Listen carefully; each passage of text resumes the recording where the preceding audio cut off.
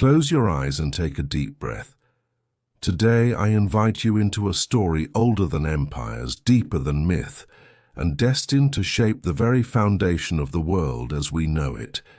This is not merely the tale of a wandering hero, it is the origin of a civilization, the heartbeat that would one day become Rome.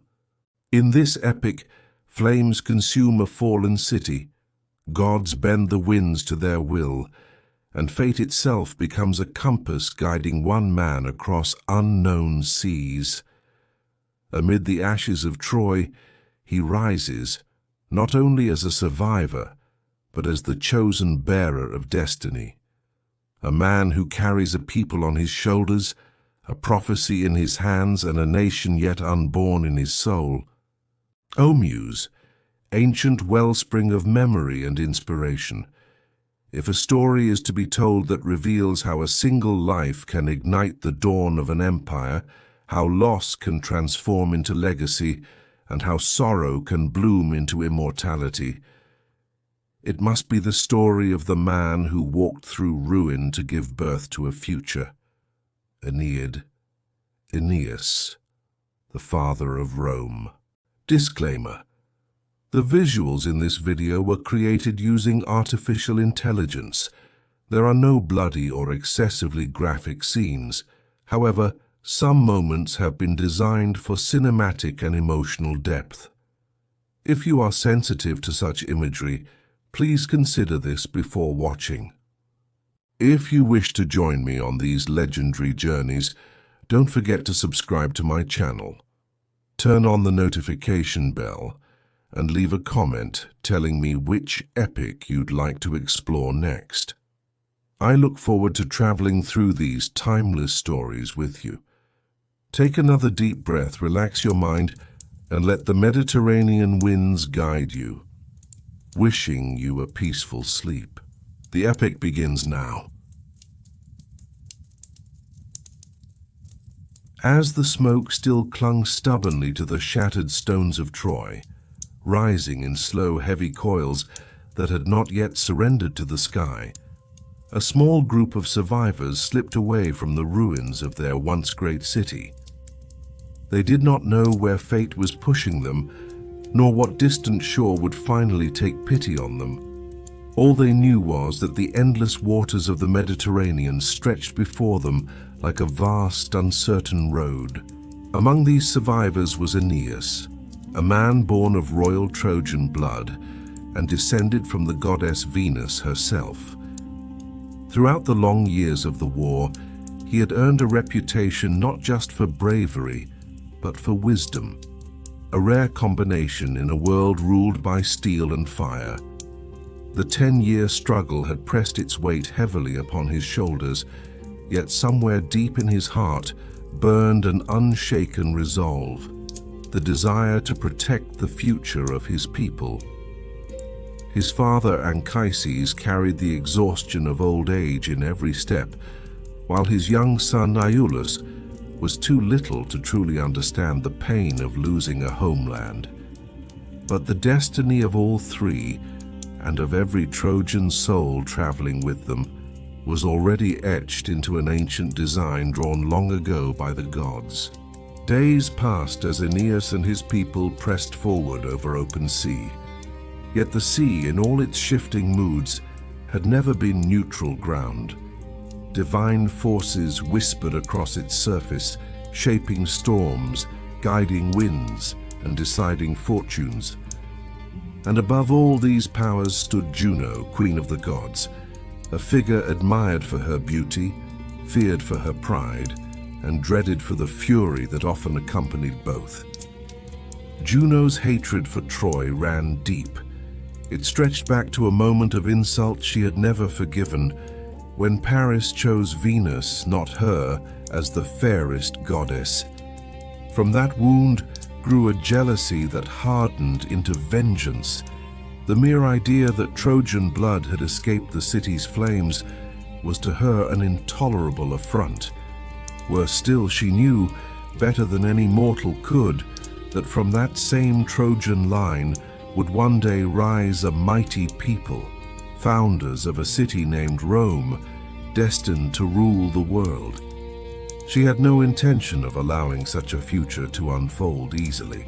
So when the Trojans left the shores of Sicily and turned their ships toward Italy, Juno's fury swelled once more.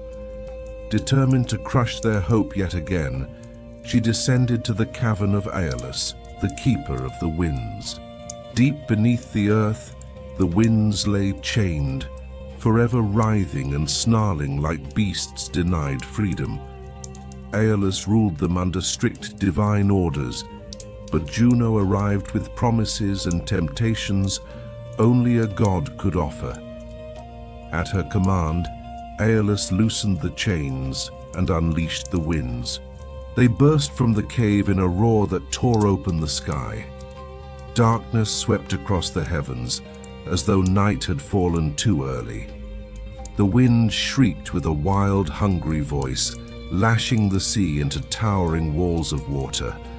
Waves crashed against one another, exploding into foam as if the entire ocean had decided to overturn itself. Aeneas, gripping the side of his ship, felt for a moment the cold certainty of death. Each surge threatened to drag them beneath, to bury Troy's last hope in a watery grave. But far below the storm, in the deep silent kingdom of the sea, Neptune felt the disturbance. Juno had stirred chaos in waters that belonged to him alone, and the insult was enough to rouse his wrath. With a stern lift of his trident, he commanded the waves to settle. The winds recoiled, retreating like scolded animals. Within moments, the sea returned to an uneasy calm, and the sky opened once more. Out of the fleet that had fled Troy's ashes, only 7 ships survived the storm. These battered vessels drifted toward a coast lined with steep, shadowed cliffs. Aeneas and his companions finally reached shore, an inlet carved by nature into a secret refuge. They had landed on the coast of Africa, near the rising city of Carthage. As their feet sank into the sand, they felt a fleeting sense of relief, the fragile peace of people who had survived catastrophe one more time. Yet Aeneas's thoughts churned like waves within him. Where were the missing ships? What new dangers awaited? And what twist of fate would strike next? Meanwhile, high upon Olympus, another scene unfolded. Venus, radiant goddess of beauty, but above all a mother fiercely protective of her son, approached Jupiter, the mighty king of the gods. She spoke of Aeneas's suffering, of the storm Juno had hurled upon him, of the endless trials that shadowed his path. Jupiter, calm as the heavens over which he ruled, listened and reassured her. The destiny of Aeneas, he said, had not changed. From his line, a great nation would rise, a people destined to create Rome, future ruler of the world. Her son would one day find safety and purpose, no matter how difficult the road ahead seemed. Venus accepted Jupiter's promise, but a mother's heart is never truly at ease. Knowing Aeneas still faced immediate dangers, she resolved to help him directly. As Aeneas and his loyal companion Anchises made their way through the wooded outskirts surrounding Carthage, Venus appeared before them disguised as a young huntress. Though Aeneas did not recognize her, the warmth of her presence stirred something familiar in his chest. She told them they had reached the land of Carthage, a city founded by a people from Phoenicia and now ruled by a queen named Dido. Dido's beauty and intelligence were known far beyond her city's growing borders, but the sorrow she carried within her was known only by the gods. Her husband, Sychaeus, had been murdered by his own brother, the greedy and ruthless Pygmalion. Left with a broken heart and robbed of everything she loved, Dido fled her homeland and built a new life and a new city on this distant shore. As Aeneas listened to this story, He felt a deep admiration for the queen's strength and for the tragedy she had endured.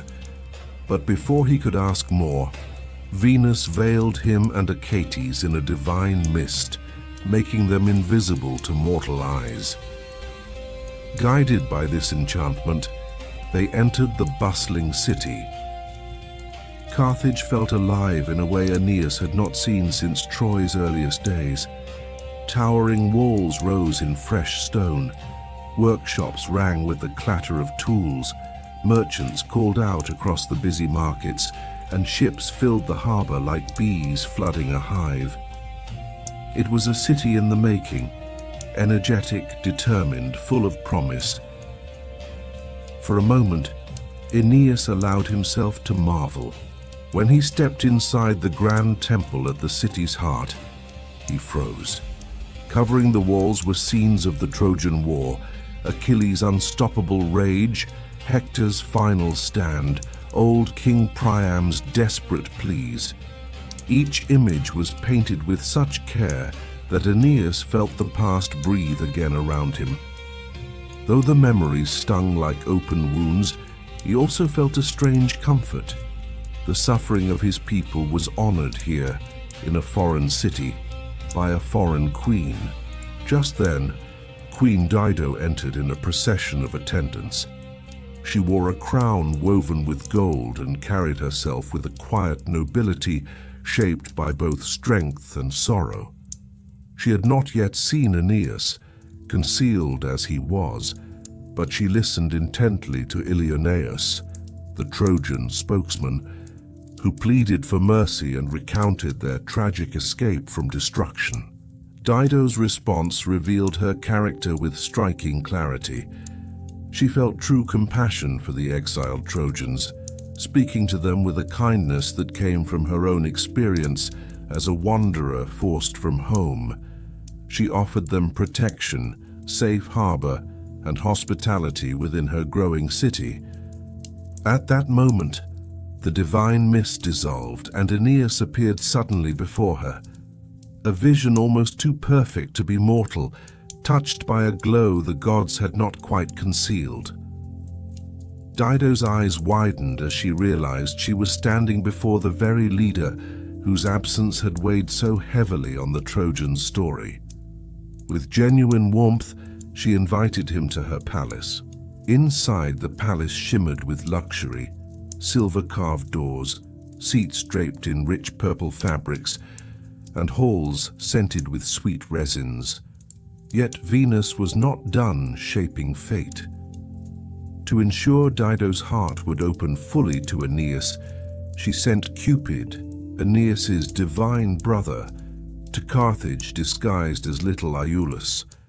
With a gentle, invisible touch, Cupid awakened a spark of love inside the queen's heart, a spark so small and so subtle no one noticed it kindling.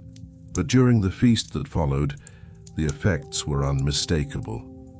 Dido's gaze kept drifting toward Aeneas, lingering a moment longer each time.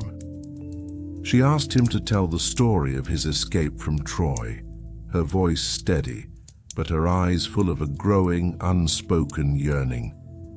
Under the warm glow of torchlight, with shadows from golden cups flickering across the table, the night deepened, and with it, the silent weaving of fate.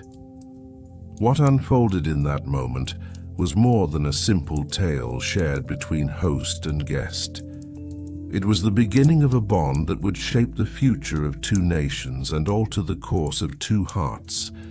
Aeneas had not yet begun to recount the full weight of his past, but everyone in the hall sensed that the moment was sacred, charged with destiny. And so the story moved forward, carried on the rising intensity of Dido's gaze and the heavy memories Aeneas was about to lay bare.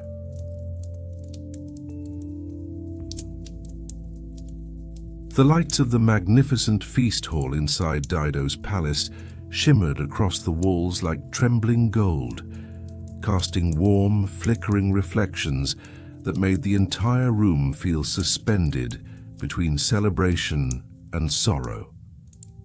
As the soft glow danced across stone and silk, Aeneas felt his heart shift under the weight of a past whose fires had never truly gone out.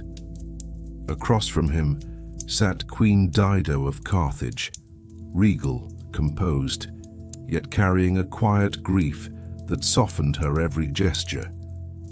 In the depths of her gaze, she recognized the shadows drifting behind the eyes of this foreign guest. On Aeneas's face, she saw the silent pain of a man who had walked out of the ashes of catastrophe. Moved by a mixture of curiosity and an almost instinctive empathy, Dido gently asked him to tell her how Troy had fallen. She had wondered about it for a long time, how a city so famed, so powerful, could be wiped from the earth. And Aeneas knew at that moment that to speak of Troy's destruction was not merely to recount the end of a city, but to reveal how his own soul had been shattered and reforged in the fires of that night. Yet the sincerity in Dido's request, the way her voice carried both compassion and the faint pull of a shared destiny, made him breathe deeply, gathering the will to speak, even though he knew that every word would reopen wounds he had barely begun to heal. As he began recalling the night that led to Troy's ruin, the first image that surfaced was the infamous wooden horse and the cunning deceit hidden inside it. The idea of the horse had risen from the endless ingenuity and ruthlessness of the Greeks, and the man chosen to breathe life into this deception was Sinon, a figure whose presence alone seemed steeped in betrayal. Sinon was a young warrior trained in the art of lying as though it were a second language. He could summon terror, humility, or pleading innocence with such ease that even the sharpest eyes struggled to see past his performance. The day the Trojans found him near the walls, alone, bruised, and pretending to be abandoned, many believed him to be a pitiful prisoner left behind when the Greek army supposedly set sail. It was a day wrapped in dangerous calm, the air thick with disbelief. Aeneas remembered the scene vividly, as if it had happened only hours earlier. At the head of the gathered crowd stood Laocoon, a wise priest devoted to Neptune. He was known for his clear mind, his courage, and his unwavering devotion to protecting Troy from trickery, traits that had made him beloved by some and resented by others. As he approached the wooden horse, his face tightened with an almost prophetic dread, as though he sensed the invisible workings of fate beneath its polished surface. Citizens swarmed around the structure, murmuring in awe or confusion, some drawn to it like a marvel, others disturbed by a vague discomfort they couldn't name. Laocoon raised his spear and hurled it with all his strength against the horse's flank. The moment the spear struck, a deep, hollow, haunting sound reverberated from within, an echo that rippled through the air like the groan of something alive. It was the first warning of the catastrophe hidden inside the wooden belly, the first whisper of doom. But no one could grasp its true meaning then, not fully. Right at the peak of this tension, Sinon stepped forward. With trembling voice and perfectly timed tears, he spun a tale designed to poison the Trojans' hearts with false pity. He claimed that he had fled Ulysses' cruelty, that the brilliant and ruthless Greek strategist had sentenced him to death for refusing to obey his schemes. The mere mention of Ulysses, a name drenched in cunning reputation, stirred unease. But Sinon's performance was masterful. He spoke as though every breath might be his last, twisting grief into an art form. The Trojans, moved by what they believed to be a victim's suffering, softened. And as Aeneas remembered that moment, he felt again the bitter truth that often destinies are sealed by the kind of mercy that masquerades as virtue, but leaves a door wide open for disaster. Laocoon's warnings, however wise, no longer mattered after what happened next, an event so horrific and so bewildering that it blinded an entire people to reason. As Laocoon and his 2 young sons approached the shore to offer a sacrifice, the calm surface of the sea suddenly tore apart. 2 massive serpents burst forth from the foaming waves, terrifying, divine, unstoppable. Sent by the gods as symbols of Pallas Athena's wrath, the serpents carved through the water and the sand, heading straight for the priest and his children. Before the eyes of the horrified crowd, the snakes wrapped themselves around the boys, crushing their small bodies with coils of cold muscle. Laocoon rushed to save them, but the creatures seized him too, their scaled forms twisting and tightening until they dragged him into death. The scene was so grotesque, so overwhelming, that even the boldest hearts faltered. In that moment, every lingering doubt about the horse vanished. The Trojans convinced themselves that the gods were punishing Laocoon for striking the sacred gift, and thus, with tragic certainty, they pulled the wooden horse through their gates as though welcoming destiny with open arms. By nightfall, Troy's fate was sealed. Hidden inside the horse, Greek warriors waited silently in the dark, and when the moon rose high and the city fell into sleep, Sinon, who had been welcomed into their trust, slipped out and released them. The warriors poured from the horse like shadows breaking loose, opened the gates and signaled the Greek fleet waiting silently at Tenedos.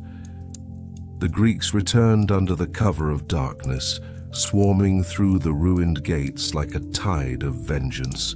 As Aeneas recounted this, he spoke of flames consuming the sky, of screams echoing through the streets, of temples collapsing under fire and steel. He had faced death countless times before, yet never had he felt so powerless, so suffocated by despair. But the most haunting moment of that night came not from the living, but from a vision. As Aeneas slept amid the chaos, he was visited by the ghost of Hector, Priam's bravest son, the unshakable defender of Troy. Once a towering warrior feared by all enemies, Hector now appeared as a shattered shadow bearing the marks of war's cruelty. His spirit, broken but resolute, told Aeneas that fighting on was meaningless. Troy's fate was no longer something a sword could challenge. Instead, Hector urged him to live, to carry the sacred foundations of his people to a new world, to protect what little remained of their legacy. Aeneas still heard Hector's broken voice in his mind as he retold the dream, its sorrow, its urgency, its impossible command. When he awoke, the city was fully consumed by fire. The sky glowed blood red, and the streets had become a labyrinth of smoke and death. Aeneas rushed into the chaos, at first driven by a warrior's rage, longing only to throw himself into battle and perish with his homeland. He felt blinded by fury, until a familiar divine presence intervened. His mother, Venus, appeared before him, not as the gentle goddess of love, but as a force of commanding clarity. She pulled aside the veil clouding his eyes and revealed the truth. Troy was not falling because of mortal hands, but because the gods themselves willed its destruction. He saw Juno tearing down the gates, Minerva igniting towers with her furious gaze, Neptune shaking the earth from beneath the city's foundations. It was then Aeneas understood that fighting on meant nothing but a senseless death. He ran back to gather his family. His father Anchises, wise, weary, and proud, refused to leave, believing that fleeing Troy would be a betrayal of everything he stood for. Neither Aeneas nor his wife Creusa, nor little Euryalus could initially change his mind. But when a holy flame flickered harmlessly on Euryalus' hair, a divine sign, Anchises surrendered to fate and agreed to escape. Aeneas lifted his father onto his shoulders, holding Euryalus' hand as they moved through the burning streets. Every corner felt like a trap, every approaching shadow a potential enemy. But fate still had one more wound to deliver. When they reached safety at the temple, Aeneas realized Creusa was missing. Panic consumed him, and he sprinted back into the collapsing city, calling her name through smoke-choked streets. Finally, her spirit appeared before him, serene, sorrowful, illuminated by a faint, unearthly glow. She told him that she was not meant to leave Troy, that her destiny and his had diverged, and that he was fated to travel far, to endure a long exile, and to found a new kingdom in the lands of Italy. Her words shattered him, yet he knew they were born of divine decree. When her presence dissolved into the air, Aeneas returned to the survivors. As dawn broke, he and the last remnants of Troy left the ruined city behind. He looked back only once, realizing that Troy now lived only in memory, a ghost carried inside the hearts of its exiles. And so the journey began, a journey shaped by grief, driven by destiny, and guided by the distant promise of a future empire yet to be born.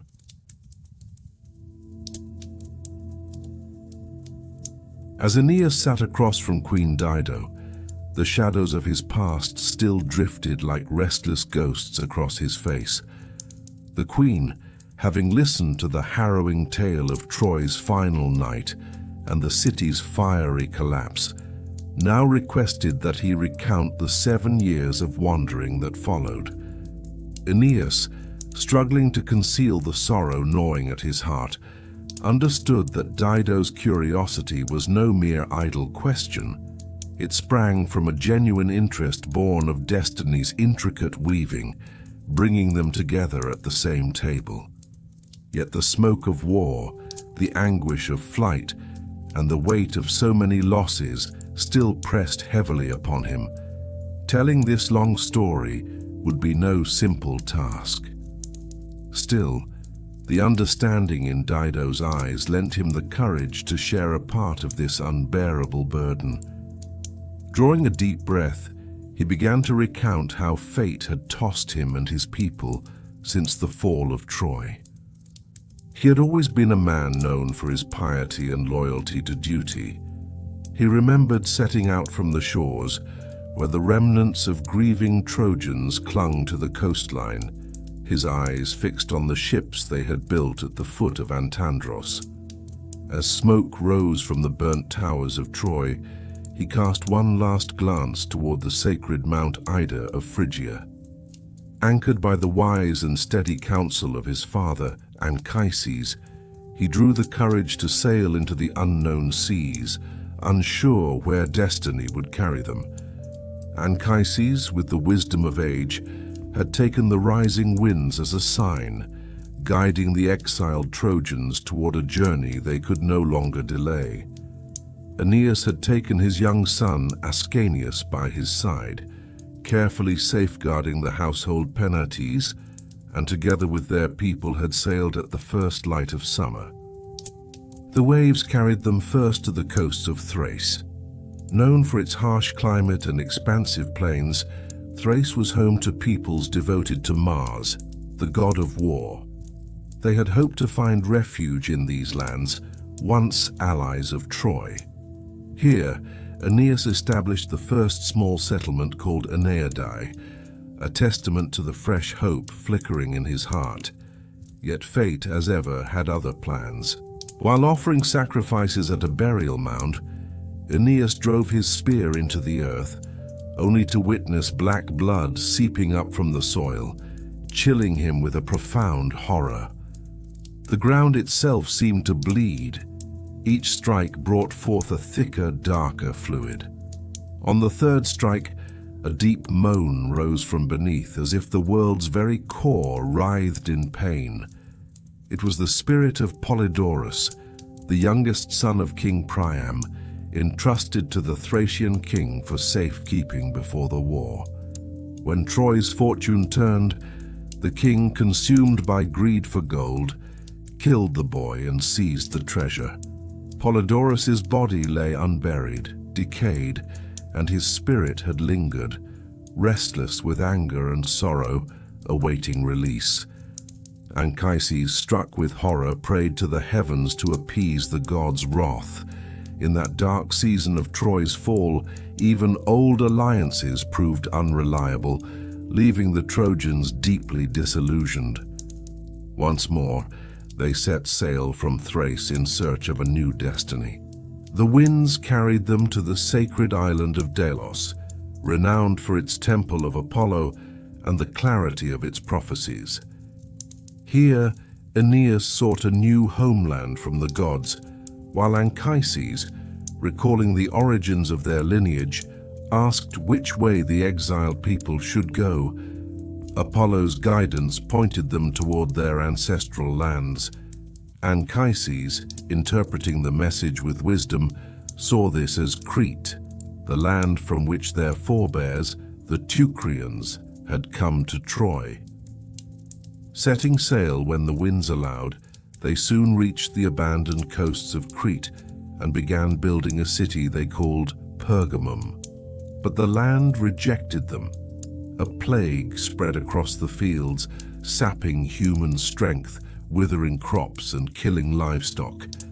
A clear sign that the gods did not wish them to settle there. One night, Aeneas dreamed of the household Penates glowing with radiant light, conveying that Crete was not their destined home. Their true land was Hesperia, Italy. Anchises, upon hearing this, remembered the prophecy of Cassandra years earlier. Troy's fate would one day rise again in Italy. Though often ignored, Cassandra's cursed visions had proven true enough to recognize destiny. This revelation compelled them to leave Crete and pursue hope elsewhere.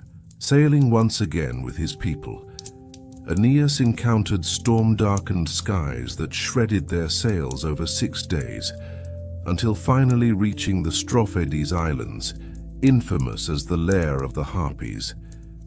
These monstrous creatures, women's faces atop bird-like bodies, were exiled by Jupiter to torment mortals. The Trojans, discovering abandoned herds of cattle and goats, feasted with relief, only to be attacked by the Harpies, who snatched and soiled the meat. From a crag, Celaeno, their fierce leader, proclaimed a grim prophecy. They would reach Italy, but famine there would test even the hardiest of their people. Even battle-hardened Trojans shivered at her words. They fled the cursed isles, reaching Epirus where fate had another cruel twist. They discovered that Helenus, son of Priam, had established a kingdom there, and to their astonishment, Hector's widow, Andromache, still lingered, grieving her lost husband and son, Astyanax. Witnessing her sorrow firsthand, Aeneas could read the accumulation of suffering in her eyes, a mirror of the collective trauma of Troy's survivors. Helenus welcomed them as guests, offering a fragment of hope and guidance for rebuilding. He foretold a long, perilous journey ahead, fraught with dangerous straits, sea monsters like Scylla and Charybdis, and signs that would mark the future city they were destined to found. Most importantly, he warned Aeneas to approach the Greek-filled shores of Italy with caution, wary of Juno's enduring wrath. As they neared the coast of Sicily, the land's wildness and the rumbling of Mount Etna seemed to confirm Helenus's prophecy. One day, A filthy, bloodied stranger rushed to them, warning that the Cyclops Polyphemus remained alive in a nearby cave, a merciless giant who devoured any intruder. Witnessing the blood still staining the creature's single eye, the Trojans felt the full weight of horror and fled once more to the sea. Yet the journey's cruelest blow awaited at Drepanum, where Anchises, Aeneas's father and anchor of his strength, passed away. The loss fell like a shroud over all previous grief. Aeneas could not yet know that fate would guide him to the shores of Carthage, to Dido herself. As he recounted this tale, the tremor in his voice betrayed the deep weight of such loss. Finishing his account, Aeneas realized that only in this foreign land might he find the peace he had sought since Troy's fall. Yet the threads of destiny were still weaving. The compassion and attention in Dido's gaze hinted that this story, long as it had been, was only the beginning. After that fateful night, when Aeneas recounted his long, arduous journey from the ashes of Troy, he had left an indelible tremor in the heart of Carthage's mighty queen Dido. Born of Phoenician blood and a woman who had forged her own destiny by founding a city on Libyan soil after the murder of her husband, she had risen to power through her own hands and vision. Yet, listening to Aeneas recount the suffering, the betrayals, the fire, and the ruin, she could see her own fate reflected in the sorrow of this wandering prince. Her soul, long shuttered against the world, had begun to stir in ways she scarcely understood. Dido had always been a queen of loyalty, her devotion to her late husband, Sychaeus, eternal. His grave held a living place in her heart, and the memory of their love ruled her life like a solemn vow. But that night, the sound of Aeneas's voice, the weight of his pain, and the gravity of the destiny he bore shattered the silence she had maintained within herself for so long. When night deepened and the city slept, Dido's heart refused to rest. Her mind burned with restless flame, and her soul struggled alone in the quiet darkness.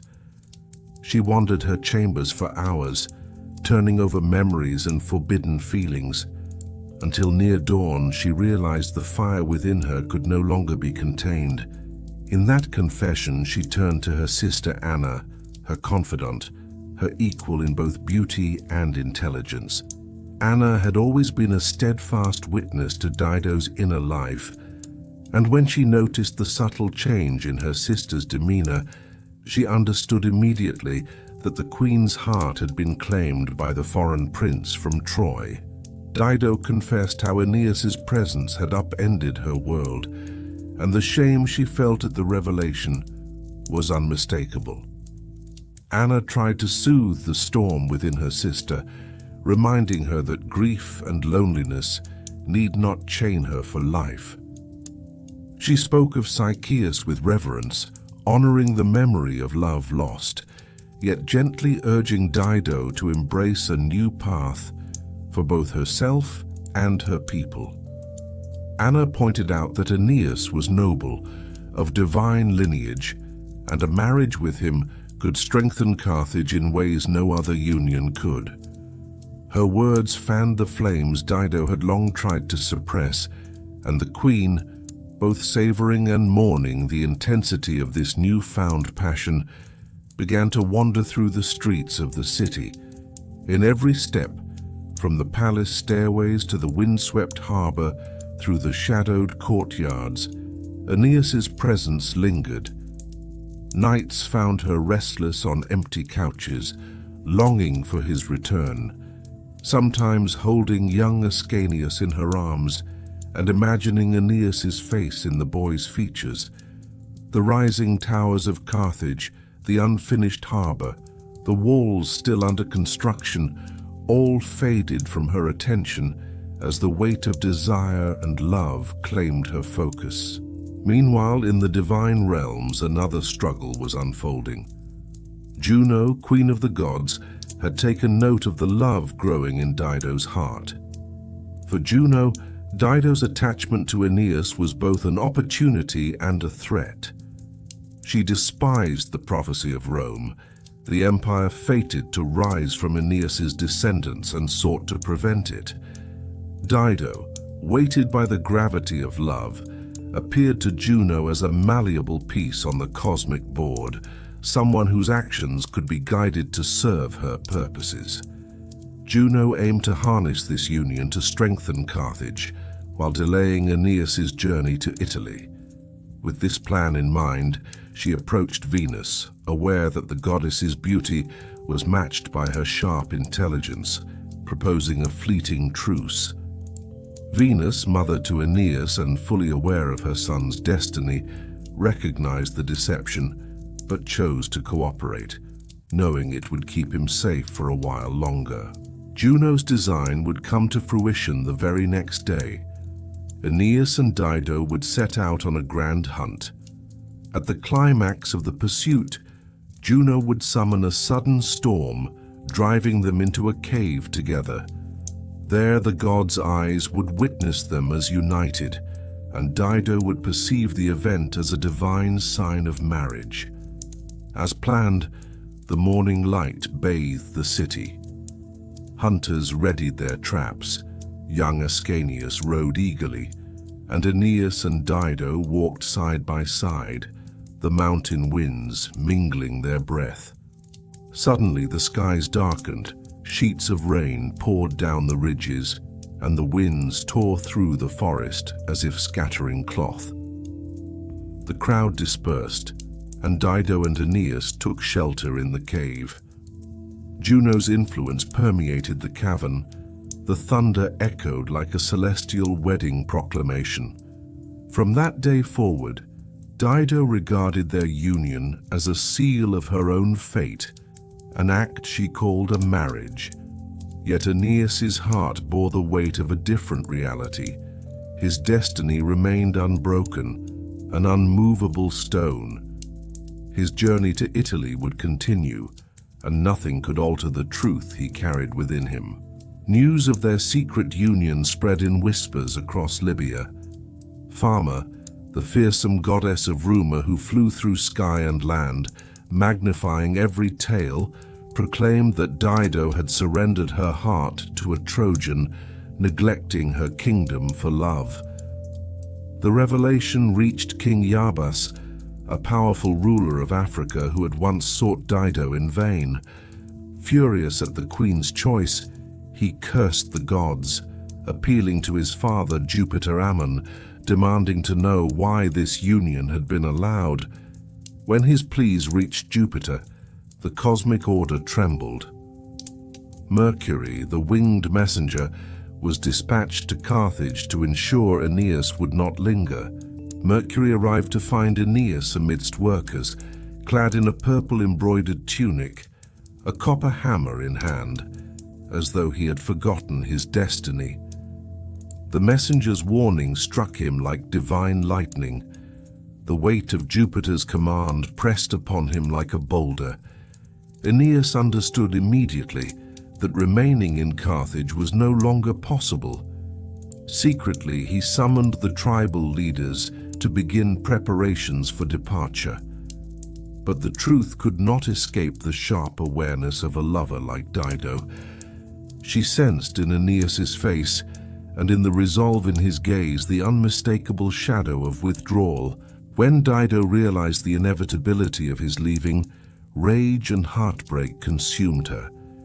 She confronted Aeneas, her accusation echoing the betrayal of her trust, the devastation of her kingdom, and the shattering of her heart. The weight of her grief pressed upon her like the world itself. Her soul splintered. Aeneas, despite the love he felt, could not defy the divine mandate. He closed his heart, hiding it behind the walls of destiny. Once the man who had looked into her eyes with affection now gazed with rigid resolve, silent and helpless before her anguish. Dido's world crumbled, and her heart was pierced deeper than any enemy's arrow could strike.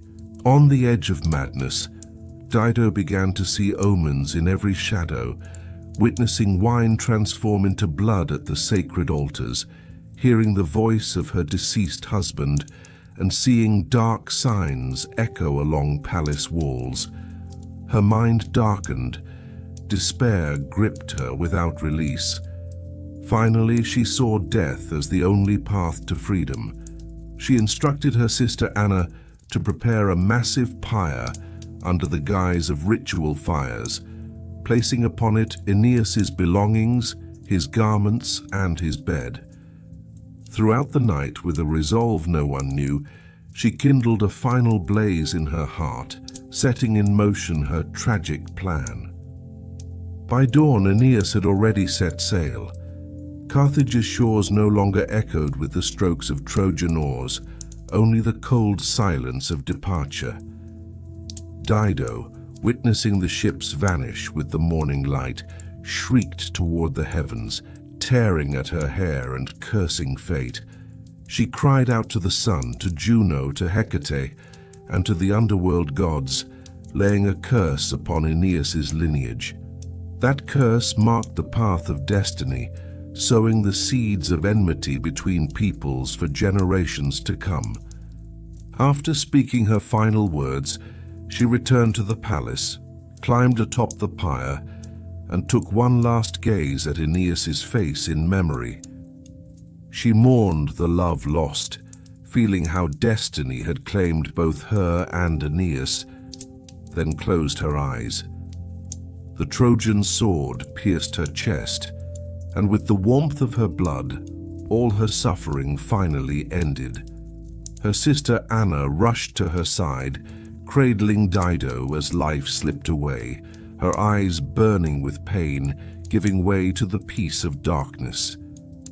At that very moment, Juno, unable to bear the queen's long torment, sent Iris from the heavens. Cloaked in the colors of the rainbow, Iris lifted Dido's spirit from her mortal form, freeing her from anguish. And so Dido's tragic fate concluded, leaving Aeneas to continue his journey under divine command, with behind him a fallen kingdom and the eternal grief of a woman who had loved beyond measure.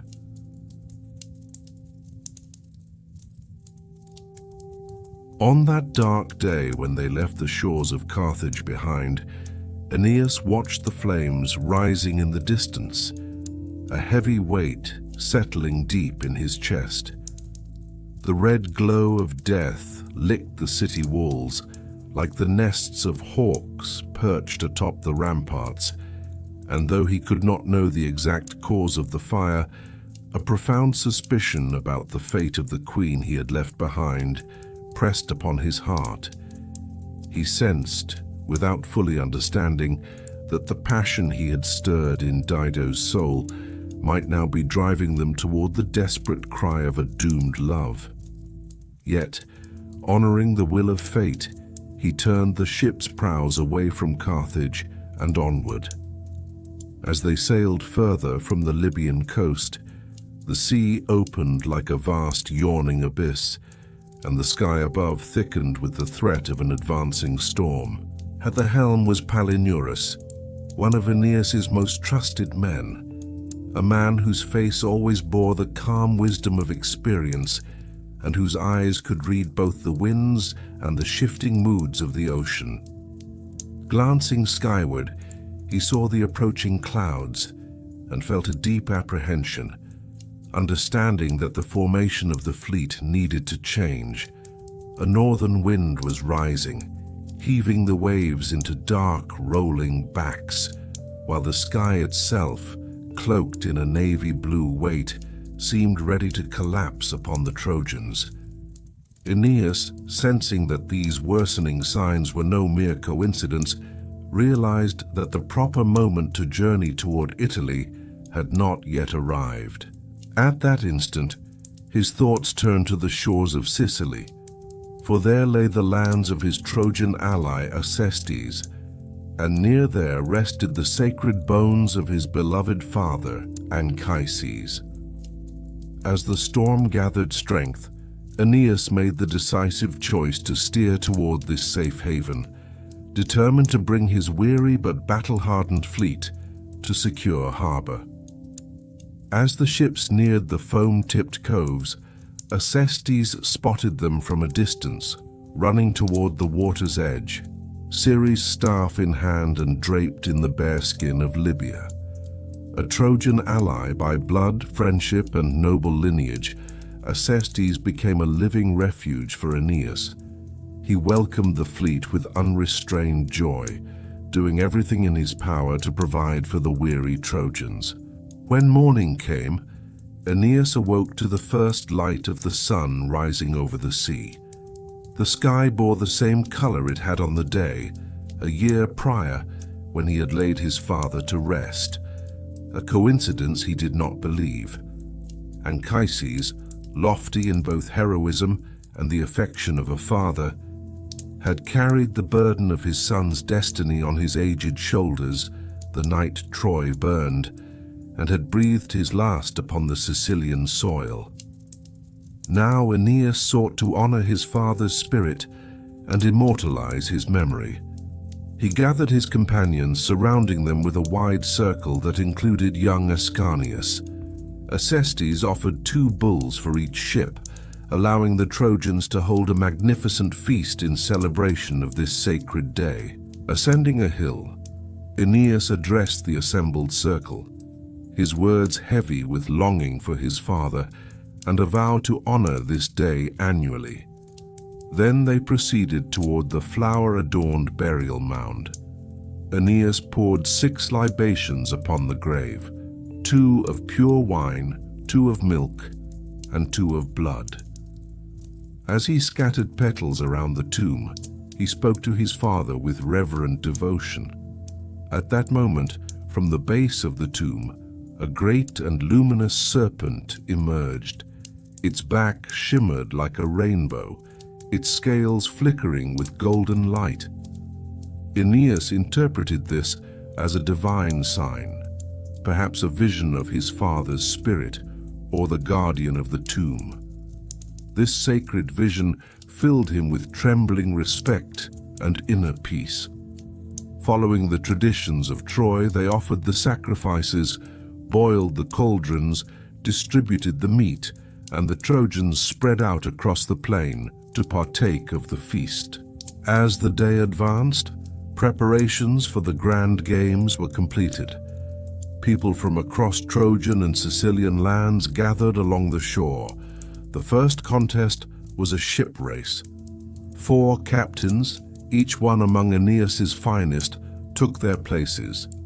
Gyas commanded the formidable Chimera, Menesthus the swift sea serpent, Cloanthus the steady Scylla, and Sergestus the brave Centaur. As the race began, the oars cut through the water with a rhythm that turned the sea into a battlefield. Gyas surged ahead during the first lap, but near the turning point a mistake by his helmsman pushed them into the open sea. Furious, Gyas threw the hapless helmsman overboard, creating chaos that allowed the other ships to pull ahead. Sergestus, overcome by pride, struck a rock and broke his oars, leaving the competition. Meanwhile, Cloanthus, invoking the sea gods in fervent prayer, found his pleas answered. Portunus, god of harbors, propelled his vessel forward with invisible force. Thus Cloanthus claimed first place, and the others received rewards suited to their efforts. Even Sergestus was given a consolation gift for his lost ship. Next came the foot race. Among the youth, 2 stood out, Nisus and Euryalus, whose loyalty and affection for each other held a special place in the hearts of the Trojans. The race began, and Nisus ran like the wind, but near the finish, he slipped on the remains of sacrificial offerings scattered on the ground. Even as he fell, he thought only of helping his friend Euryalus win, tripping Salius along the way. Euryalus crossed the line first, followed by Helymus and Diores. Though Salius protested this unfair advantage, Aeneas could not undo the outcome. Yet he offered him a consolation gift, while Nisus was rewarded for his generosity and loyalty, even in the moment of his fall. After the race came the boxing match. Dares, a young and powerful man from Aeneas's company, declared himself unbeatable. Yet the seasoned Sicilian Entellus, once a great fighter alongside the hero Eryx in his youth, entered the ring. Though age had diminished his strength, his pride and skill remained formidable. Presenting his old gloves, their weight intimidated the crowd, though lighter gloves were used for the match. The fight began. Dares moved with agility, while Entellus delivered slow but crushing blows. At one point, the giant man stumbled and fell, drawing astonished cries from the onlookers. Enraged, he rose and attacked with the fury of a storm. Seeing the fight nearing mortal danger, Aeneas intervened, removing Dares from the ring. Entellus, demonstrating his enduring power, then killed a bull with a single blow to mark his victory, declaring this would be his final fight. The archery contest followed. 4 competitors took aim beneath a high pole to which a pigeon was tied. Hippocoon shot first, cutting the cord, but missing the bird. Mnestheus scattered its feathers into the air, and Eurytion struck it squarely beneath the wing, sending it down. Last, the aged Acestes launched his arrow with proud precision. Astonishingly, the arrow burst into flames mid-air, glittering like a star before vanishing on the horizon. Aeneas recognized this as the god's honor for Acestes, awarding him a special cup once belonging to Anchises. Following the games, young Ascanius led a procession of horsemen, reenacting the Troia Games, a Trojan tradition from their homeland. The display both enchanted the crowd and filled Aeneas with pride, seeing the youth of Troy honor their heritage. Yet even in these moments of joy, fate intervened. Juno, still consumed with anger toward the Trojans, sought to block their passage to new lands. She dispatched Iris, messenger of the gods, to stir the Trojan women. Disguised as the elderly Beroe, Iris convinced them of the unbearable hardships of exile, urging them to build a city in this place. Inflamed by exhaustion and longing, the women heeded her bewitching words, throwing torches onto the ships. Flames quickly spread, forcing the Trojans to flee the arena for the shore, though much of the fleet was already ablaze. Aeneas prayed to the heavens, and Jupiter sent a great storm to extinguish the fire. Even so, 4 ships were completely destroyed. This disaster tore at Aeneas's heart. On one side lay the imperative to reach Italy with the surviving vessels. On the other, the safety of his exhausted people weighed heavily. At this critical moment, the wise Nauts, guided by the intuition taught by Pallas, offered a solution. The elderly, women, and weak should remain in Acestes' lands, allowed to establish a new Troy there.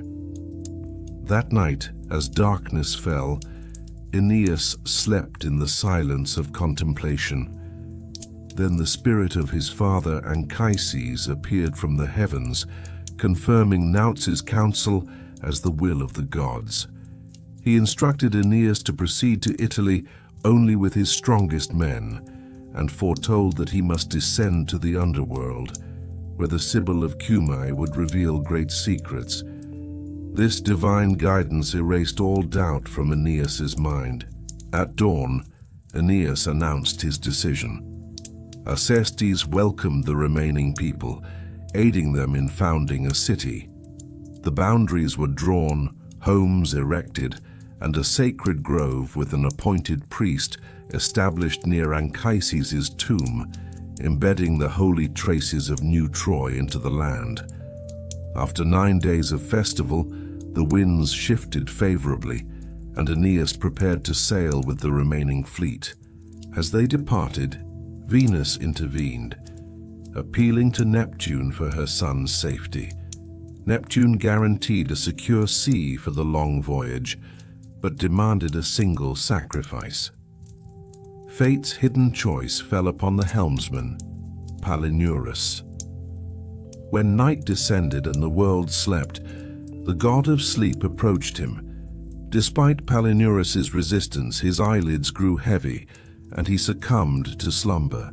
The gods cast him into the sea, unnoticed by the fleet as it continued onward. At dawn, Aeneas discovered the absence of his trusted helmsman, his heart heavy with grief, a deep sigh escaping as he spoke Palinurus's name. He understood that the body of his friend would one day wash ashore unknown, a destined offering to fate. Thus, leaving Sicily behind, Aeneas sailed from these lands, blessed by the memory of his father, toward the path destiny had set for him, the shores of Italy. There, at the end of this journey, awaited the realms that would open the gates of history as written by the gods.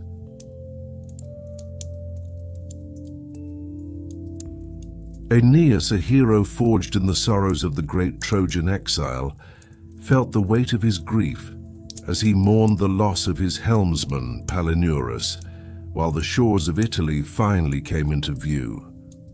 Palinurus had been the watchful eye of the fleet for many years, a man who knew the seas as intimately as the back of his weathered hands.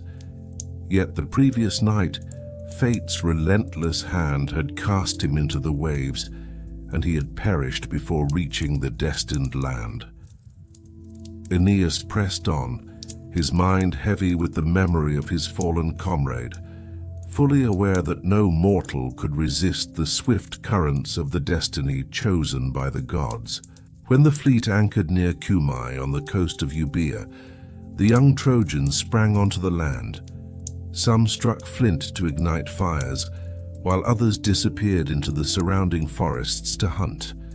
But Aeneas, son of Venus, the devout hero chosen to carry destiny itself, walked directly toward the place guided by the seers and divine signs, to the foreboding cave of the Sibyl, where visions of the future and commands of the gods held sway. The Sibyl of Cumae was a sacred priestess, a vessel for Apollo's prophecies, a seer who could pierce the delicate veil between mortals and immortals. Aeneas first approached the grove and the grand temple built by Daedalus. Daedalus, master of human craft, creator of the labyrinth, and legendary inventor who had once dared the sea with his wings, had dedicated this sanctuary to Apollo after fleeing Crete. The temple's doors were adorned with reliefs depicting the birth of the Minotaur, the sacrificial fate of Athenian youths, and Theseus's escape from the labyrinth with Ariadne's aid, the darkest moments of myth rendered in eternal stone. Aeneas gazed in awe, as though the stories carved in these walls mirrored both the shadowed and radiant paths of his own destiny. As he entered the cave, the Sibyl's presence ignited a fire within him. The weight of the divine pressed upon his soul. When Apollo's power descended into her, the massive stone doors, with 100 mouths and intricate mechanisms, opened seemingly of their own accord in a moment both terrifying and magnificent. In the presence of Aeneas, the Sibyl immersed herself in visions, revealing the harsh truths of fate. No words passed from his lips. In that moment, the voice of destiny itself spoke. According to the prophecy, Aeneas would reach Italy, but he would face wars upon his arrival. His future held the rise of a new Achilles, the ruin of new cities, and battlefields filled with new nations. Juno's wrath, which had so tormented Troy, would pursue him even in Latium, challenging him with difficulties so profound that even the gods found them formidable. Yet a protective thread wove through his destiny. His salvation would come from the most unexpected source, a Greek city that would one day be his ally. Accustomed to surrendering to divine will, Aeneas's mind burned with one desire despite the darkness of these omens: to see his deceased father, Anchises. Anchises, the wise guide of the Trojan line and the greatest mentor in Aeneas's journey, had died on the shores of Drepanum, leaving a chasm in his son's heart. When Aeneas sought to descend into the underworld, the Sibyl told him that this path was open to mortals, yet return was granted only to those few favored by the gods. To undertake this journey, he first needed to retrieve the sacred golden bough, a miraculous branch that only Destiny's chosen could pluck, meant as an offering to Proserpina herself. Upon leaving the cave, Aeneas found the body of Maecenas as foretold. Maecenas, who had once fought beside Hector and later become the master of the war trumpet in Aeneas's ranks, had died challenging Triton, the god of the sea. His death confirmed the Sibyl's prophecy that he must be properly buried.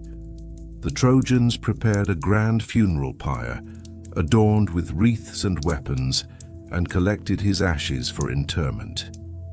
Aeneas prayed to his mother Venus to guide him to the golden bough, and at that moment, two sacred doves, her divine symbols, descended from the heavens, leading him to the tree hiding the miraculous branch in the forest of Avernus. With the bough glowing like an eagle's golden feathers, he plucked it and brought it to the Sibyl. With preparations complete, sacred rites commenced under the Sibyl's direction. Sacrifices were made in honor of Hecate, goddess of heaven and the underworld, mistress of the three-way crossroads. Black sheep were offered to the deities ruling the underworld.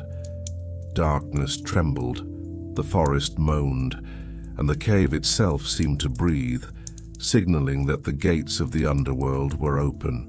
Inside, Aeneas witnessed sights unseen by mortal eyes. Shadows representing the inexorable suffering of human life roamed the entryways. Grief, old age, hunger, fear, disease and sleep, the dark sibling of rest, all mingling with the figure of death. Under a colossal black tree, phantasms drifted, centaurs, Briareus the Hundred-Armed, and shades of all legendary beings wandered silently. The Sibyl cautioned him not to attack, for these were immaterial specters, made only of sound and shadow. At the river Acheron, they encountered Charon, the aged ferryman of souls, waiting silently in the pitch-black waters. Hundreds of restless spirits lingered along the shore, awaiting passage, including the recently deceased Palinurus and the Trojan Orontes. Charon refused living passengers, but when the Sibyl revealed the golden bough, the divine command compelled him to obey, ferrying Aeneas safely across. On the opposite bank, Cerberus, the three-headed guardian, emitted a roar that made all souls tremble. The Sibyl used a mixture of honey and opium to lull the beast into slumber, leaving the path open for Aeneas to proceed. As they advanced, he beheld the souls of infants who had died prematurely, the unjustly condemned and the fields of sorrow where hearts shattered by love wandered. Among them, he recognized the shade of Queen Dido, who had perished consumed by her love for him. Though he moved toward her, Dido, her face shadowed with bitterness, turned away, leaving to join her late husband, Sychaeus. Even beyond life, fate had carved their separation. Finally, they arrived at the entrance of Tartarus, a terrifying abyss encircled by massive walls and rivers of fire. Titans who had rebelled against Jupiter, fratricides, traitors, those polluted by lust, parents cast out by their children, idolaters of gold and betrayers of their nations endured eternal punishment, a grim testament to the justice of destiny. Aeneas did not enter Tartarus, for his path led to Elysium, the realm of the virtuous with the golden bough as his key. There, the air was brighter, the light softer, and the winds sweeter. Heroes, poets, seers, and the greatest dead of Troy lived in tranquil harmony. Orpheus's music accompanied him, and the light-drenched souls wandered with joy. At last, Aeneas found Anchises near the river Lethe. The wise, serene, and prophetic father embraced his son, greeting him with the greatest joy he had awaited since his death. Anchises revealed the secrets of the soul's transformation. The dead, drinking from Lethe, would be reborn, sins cleansed for the next life, and divine energy flowed into all beings from the same source. He then showed Aeneas the future heroes of Rome, royal lineages, and especially Augustus, destined to bring peace and order across the world. Anchises explained that one day Rome's borders would encompass the world itself, guided by divine will. Yet the most poignant vision was the young Marcellus standing beside Anchises.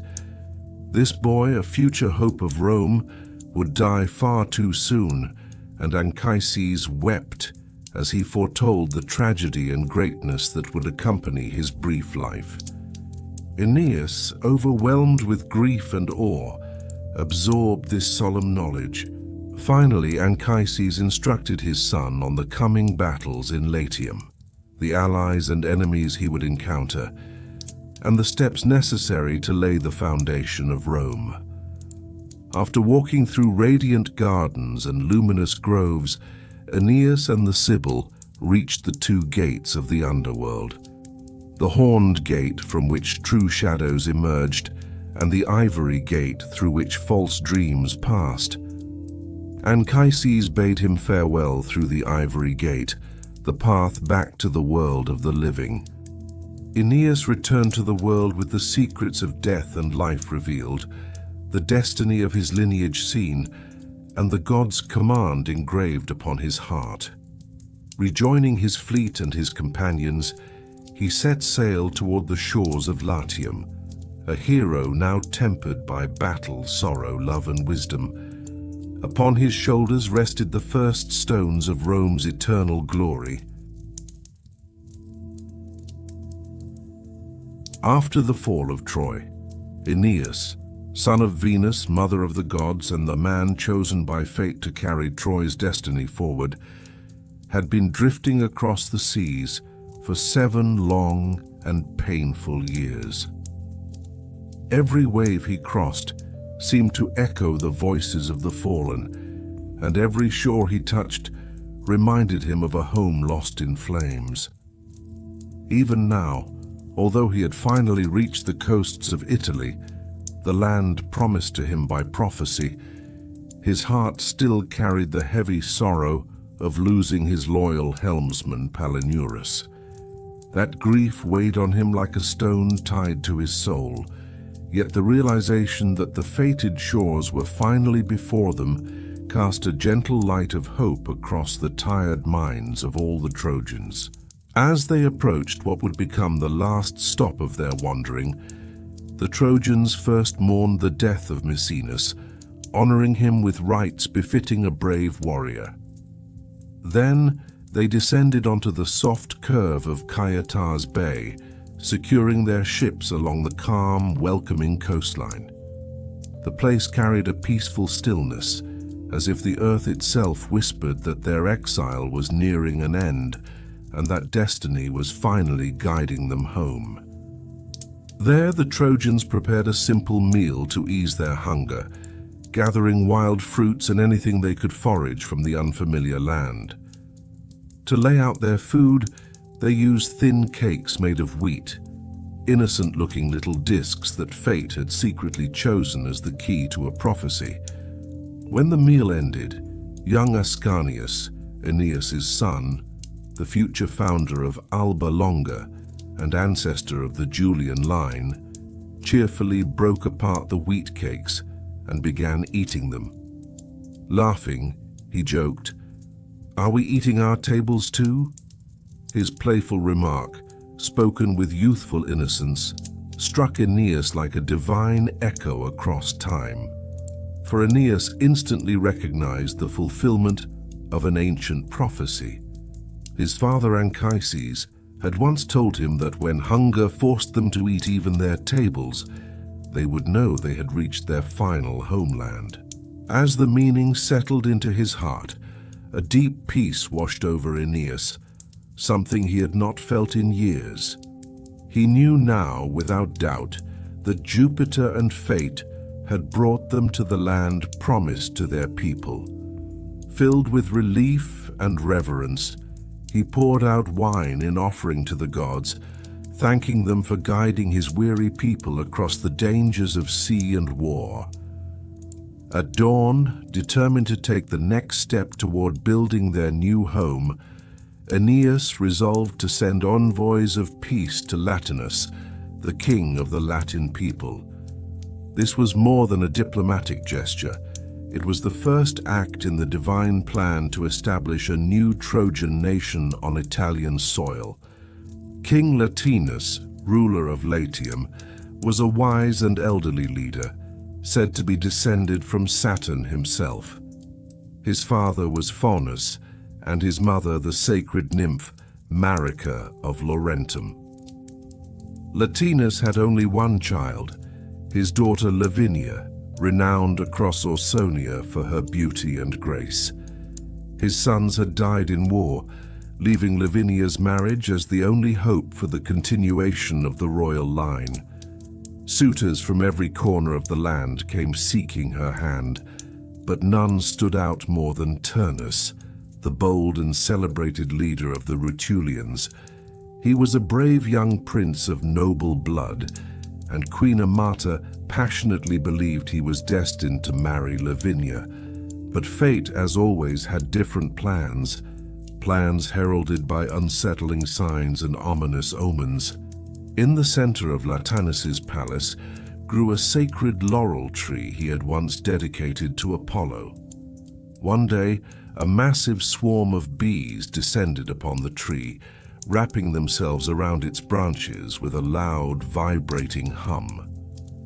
The wise men and prophets interpreted this as a sign. A great army from a distant land was approaching, led by a man who would one day rule these lands. Then an even more terrifying omen followed. While Latinus was offering sacrifices at the altar, Lavinia's hair suddenly burst into flame. The fire did not harm her. Instead, it illuminated the entire palace with bright sparks. The prophets understood immediately. It meant Lavinia's future would be glorious, but her marriage would ignite devastating wars that would engulf the nation. Troubled by these signs, Latinus retreated into the ancient forest where his father Faunus had once given sacred prophecies. There, after performing a ritual sacrifice of sheep, Latinus received a message in his dreams. He must not marry his daughter to a local prince, but to a foreign hero. From this union would come a lineage destined to rule the world.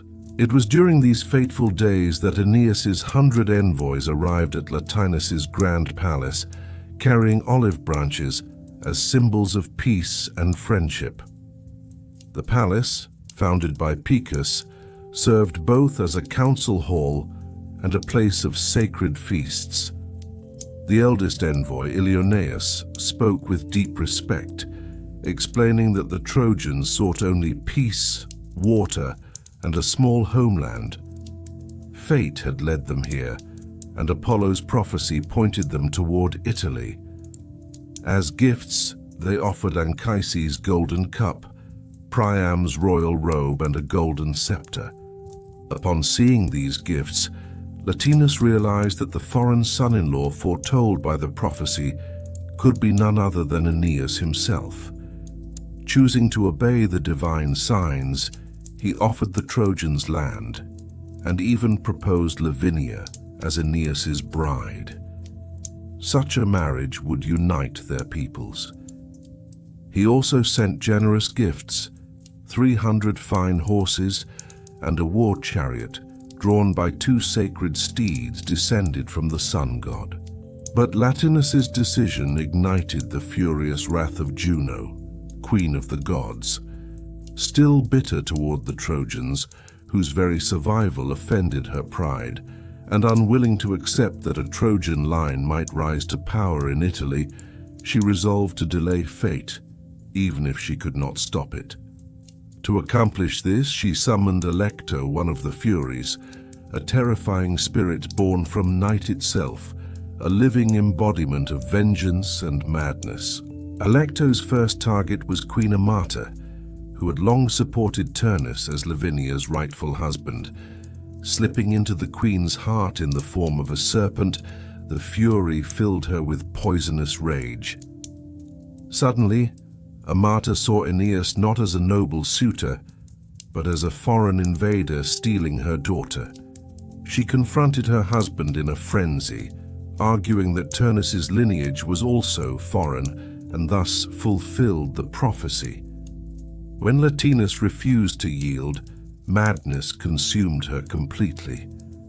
Like a possessed follower of Bacchus, she ran out into the countryside, rallying the women of Latium to join her in wild rebellion. Alecto then turned her attention to Turnus himself, the fiery young leader eager for honor. Disguised as an elderly priestess, she warned him that Latinus intended to give Lavinia to a stranger. Turnus mocked her, dismissing the warning with arrogance.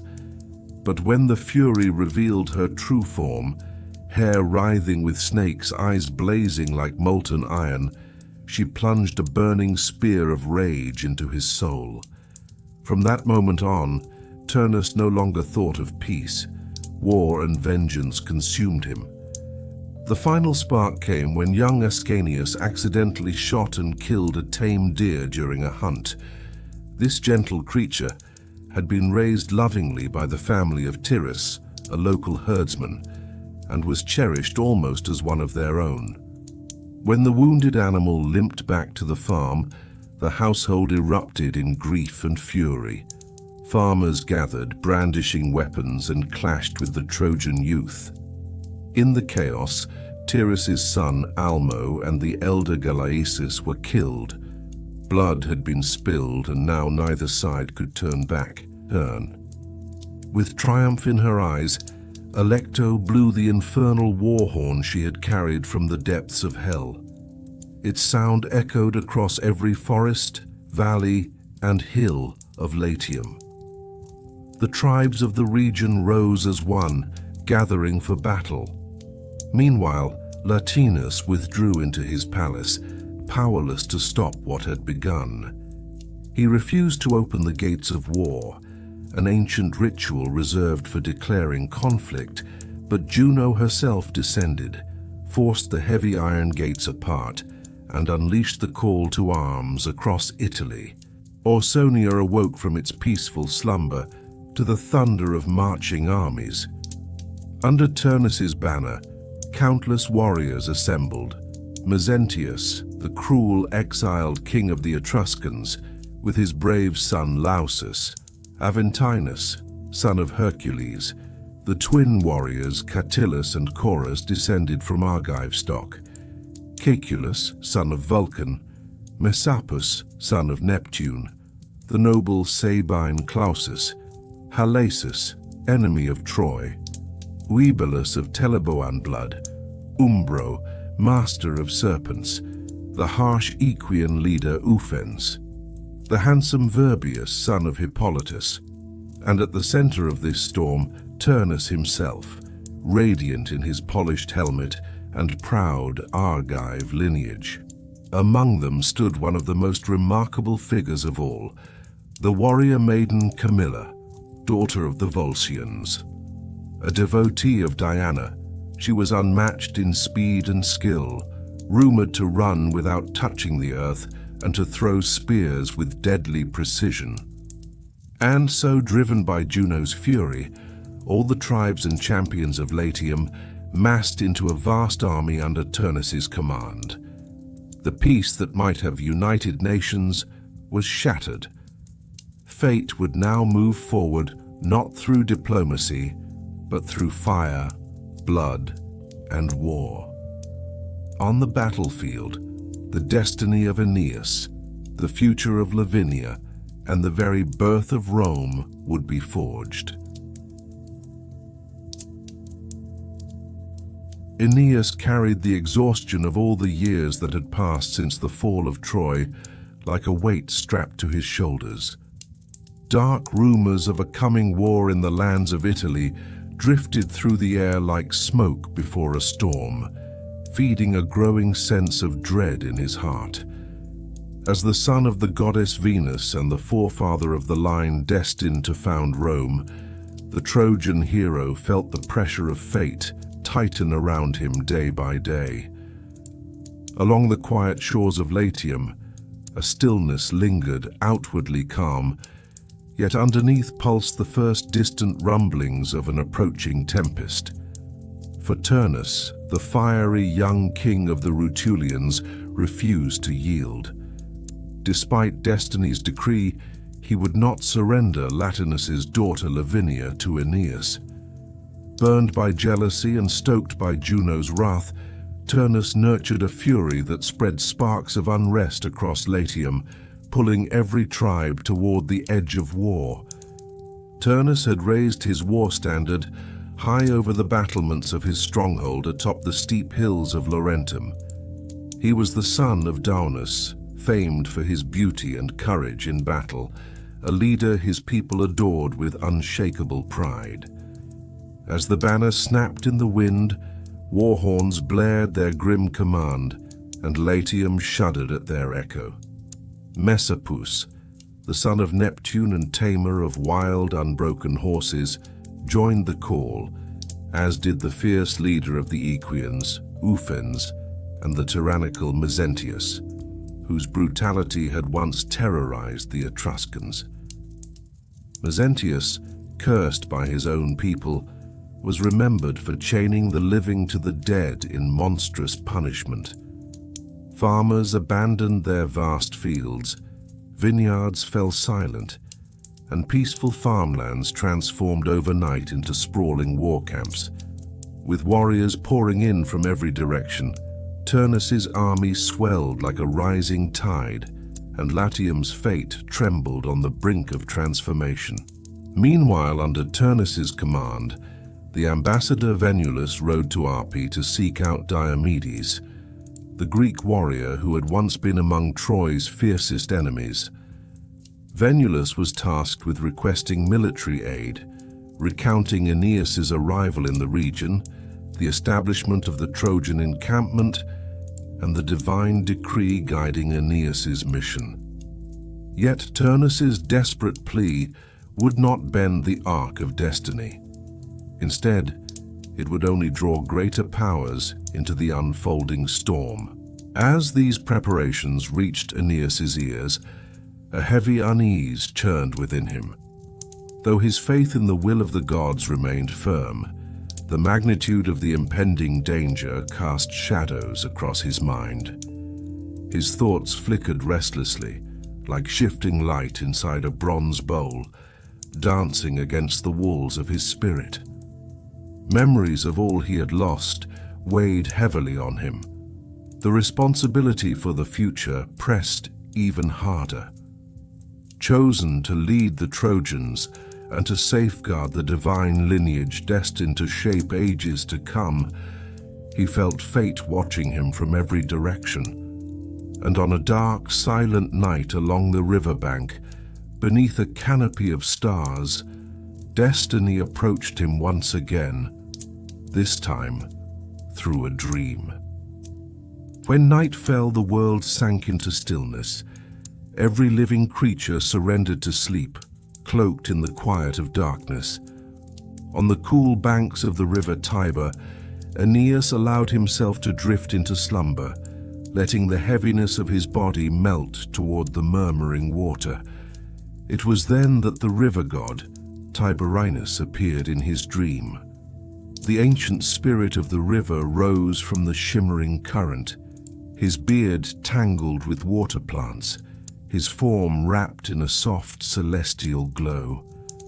The delicate linen robes that draped him rippled like waves around his body, and his presence radiated both serenity and profound authority. He was the guardian of the sacred flow that would one day nourish Rome. The old god approached and soothed Aeneas, urging him to set aside his fears. Latium, he said, was the land chosen for the Trojans. The gods were no longer their enemies. Even Juno's wrath would eventually ebb. Then he promised Aeneas a sign, an unmistakable omen. At dawn, beneath the shade of oak trees by the riverbank, he would find a white sow with 30 newborns nestled around her. Her coat would be as white as winter snow. This miraculous sign would prove that the Trojans had found their destined home, and it foretold that in 30 years, Aeneas's son Ascanius would found a great city named Alba. Tiberinus instructed Aeneas on what he must do to ensure success. He urged him to seek an alliance with Evander, the humble yet noble king of the Arcadians, a people of Greek descent who worshipped Hercules. Evander ruled over a small settlement called Pallantium, and his people, long harassed by Latin tribes, were threatened anew by Turnus's rising aggression. A union between Aeneas and Evander would forge a powerful front against the Latin war. The river god promised to calm the currents, to guide their journey, and finally advised Aeneas to find a way to soothe Juno's anger. When Aeneas awakened, dawn was already lifting the darkness. At the river's edge, he reached out to touch the sacred water and offered prayers of gratitude to Tiberinus, vowing to honor him forever. He gathered his men swiftly, selected 2 sturdy ships, and prepared to depart for the Arcadian lands. At that very moment, the miraculous sign appeared. The white sow with her 30 young resting in the shade, just as the god had foretold. Aeneas approached the omen with deep reverence, and he sacrificed the sow to Juno, fulfilling the divine command, and acknowledging once more that the gods had led them to these lands. That night, the waters of the Tiber flowed smoother than ever before. The current softened into a tranquil glide, carrying the Trojan ships like a gentle hand, guiding them forward. The river seemed to serve as their silent escort, requiring almost no effort from the rowers. Forests and hills reflected in the shimmering surface, while the gleam of shields and the colors of Trojan vessels danced upon the water like a play of magic. All day they drifted with the rhythm of the river. By noon, as the sun reached its zenith, they saw the rising walls of Pallantium, home of King Evander. In those days, Rome did not yet exist. Only a modest cluster of stone buildings occupied the hills, sheltering a small Greek community. Yet Aeneas, looking upon those humble slopes, sensed the distant glimmer of a destiny that would one day reshape the world. That day, Evander and his people were gathered in ritual sacrifice, honoring Hercules. Evander, exiled long ago from Arcadia, had carried the culture of Greece into Italy. His son Pallas was young, noble, and brave, the pride of their people and the hope of his aging father. When the Trojans' ships approached, Pallas seized his spear and rushed to the shore, unsure whether these strangers brought peace or violence. Aeneas raised an olive branch from the stern of his ship, signaling peace. Upon seeing this, Pallas calmed and guided him to his father. Evander was astonished, for Aeneas bore the familiar features of Anchises, an old friend he had once welcomed in Arcadia. Recognizing fate's hand in this unexpected reunion, he greeted Aeneas with heartfelt warmth. Aeneas and Evander quickly forged a bond of trust. Aeneas explained that their ancestral lines traced back to the same forefather, Atlas, and Evander understood the sacred importance of this connection. With Turnus threatening his people, Evander saw Aeneas's arrival as a divine gift and a long-awaited answer to his prayers. During the feast held in the Trojans' honor, Evander recounted the ancient tale of Hercules' victory over the monstrous Cacus, the half-breed son of Vulcan, who had once terrorized the Laurentine woods. He described how the creature dragged corpses into his cavern, and how Hercules, enraged by his cruelty, descended to destroy him. The Trojans listened in awe, feeling the lingering power of the hero echoing through these ancient lands. The next day, Evander guided Aeneas through his modest city, showing him the very hills that centuries later would cradle the grandeur of Rome. He pointed to the wild, thorn-covered summit that would become the capital, to the Lupercal cave dedicated to Pan, and spoke of the sacred refuge Romulus would one day build. Even the poorest huts seemed to Aeneas infused with the promise of future greatness. Eager to help the Trojans but too old to lead an army himself, Evander offered Aeneas something far more precious, his only son, Pallas. The young prince would join Aeneas in war, learning valor at his side. 200 Arcadian riders and an equal number of elite horsemen joined them as well. When Evander embraced his son, tears streaked his face, a mingling of pride, love, and fear that etched itself deeply into Aeneas's heart. Meanwhile, on Mount Etna, the goddess Venus had appealed to her husband, Vulcan, to forge divine armor for Aeneas. In his blazing workshop, surrounded by the Cyclopes, Vulcan crafted weapons infused with celestial power. A shield, breastplate, helmet, and greaves worthy of a hero chosen by fate.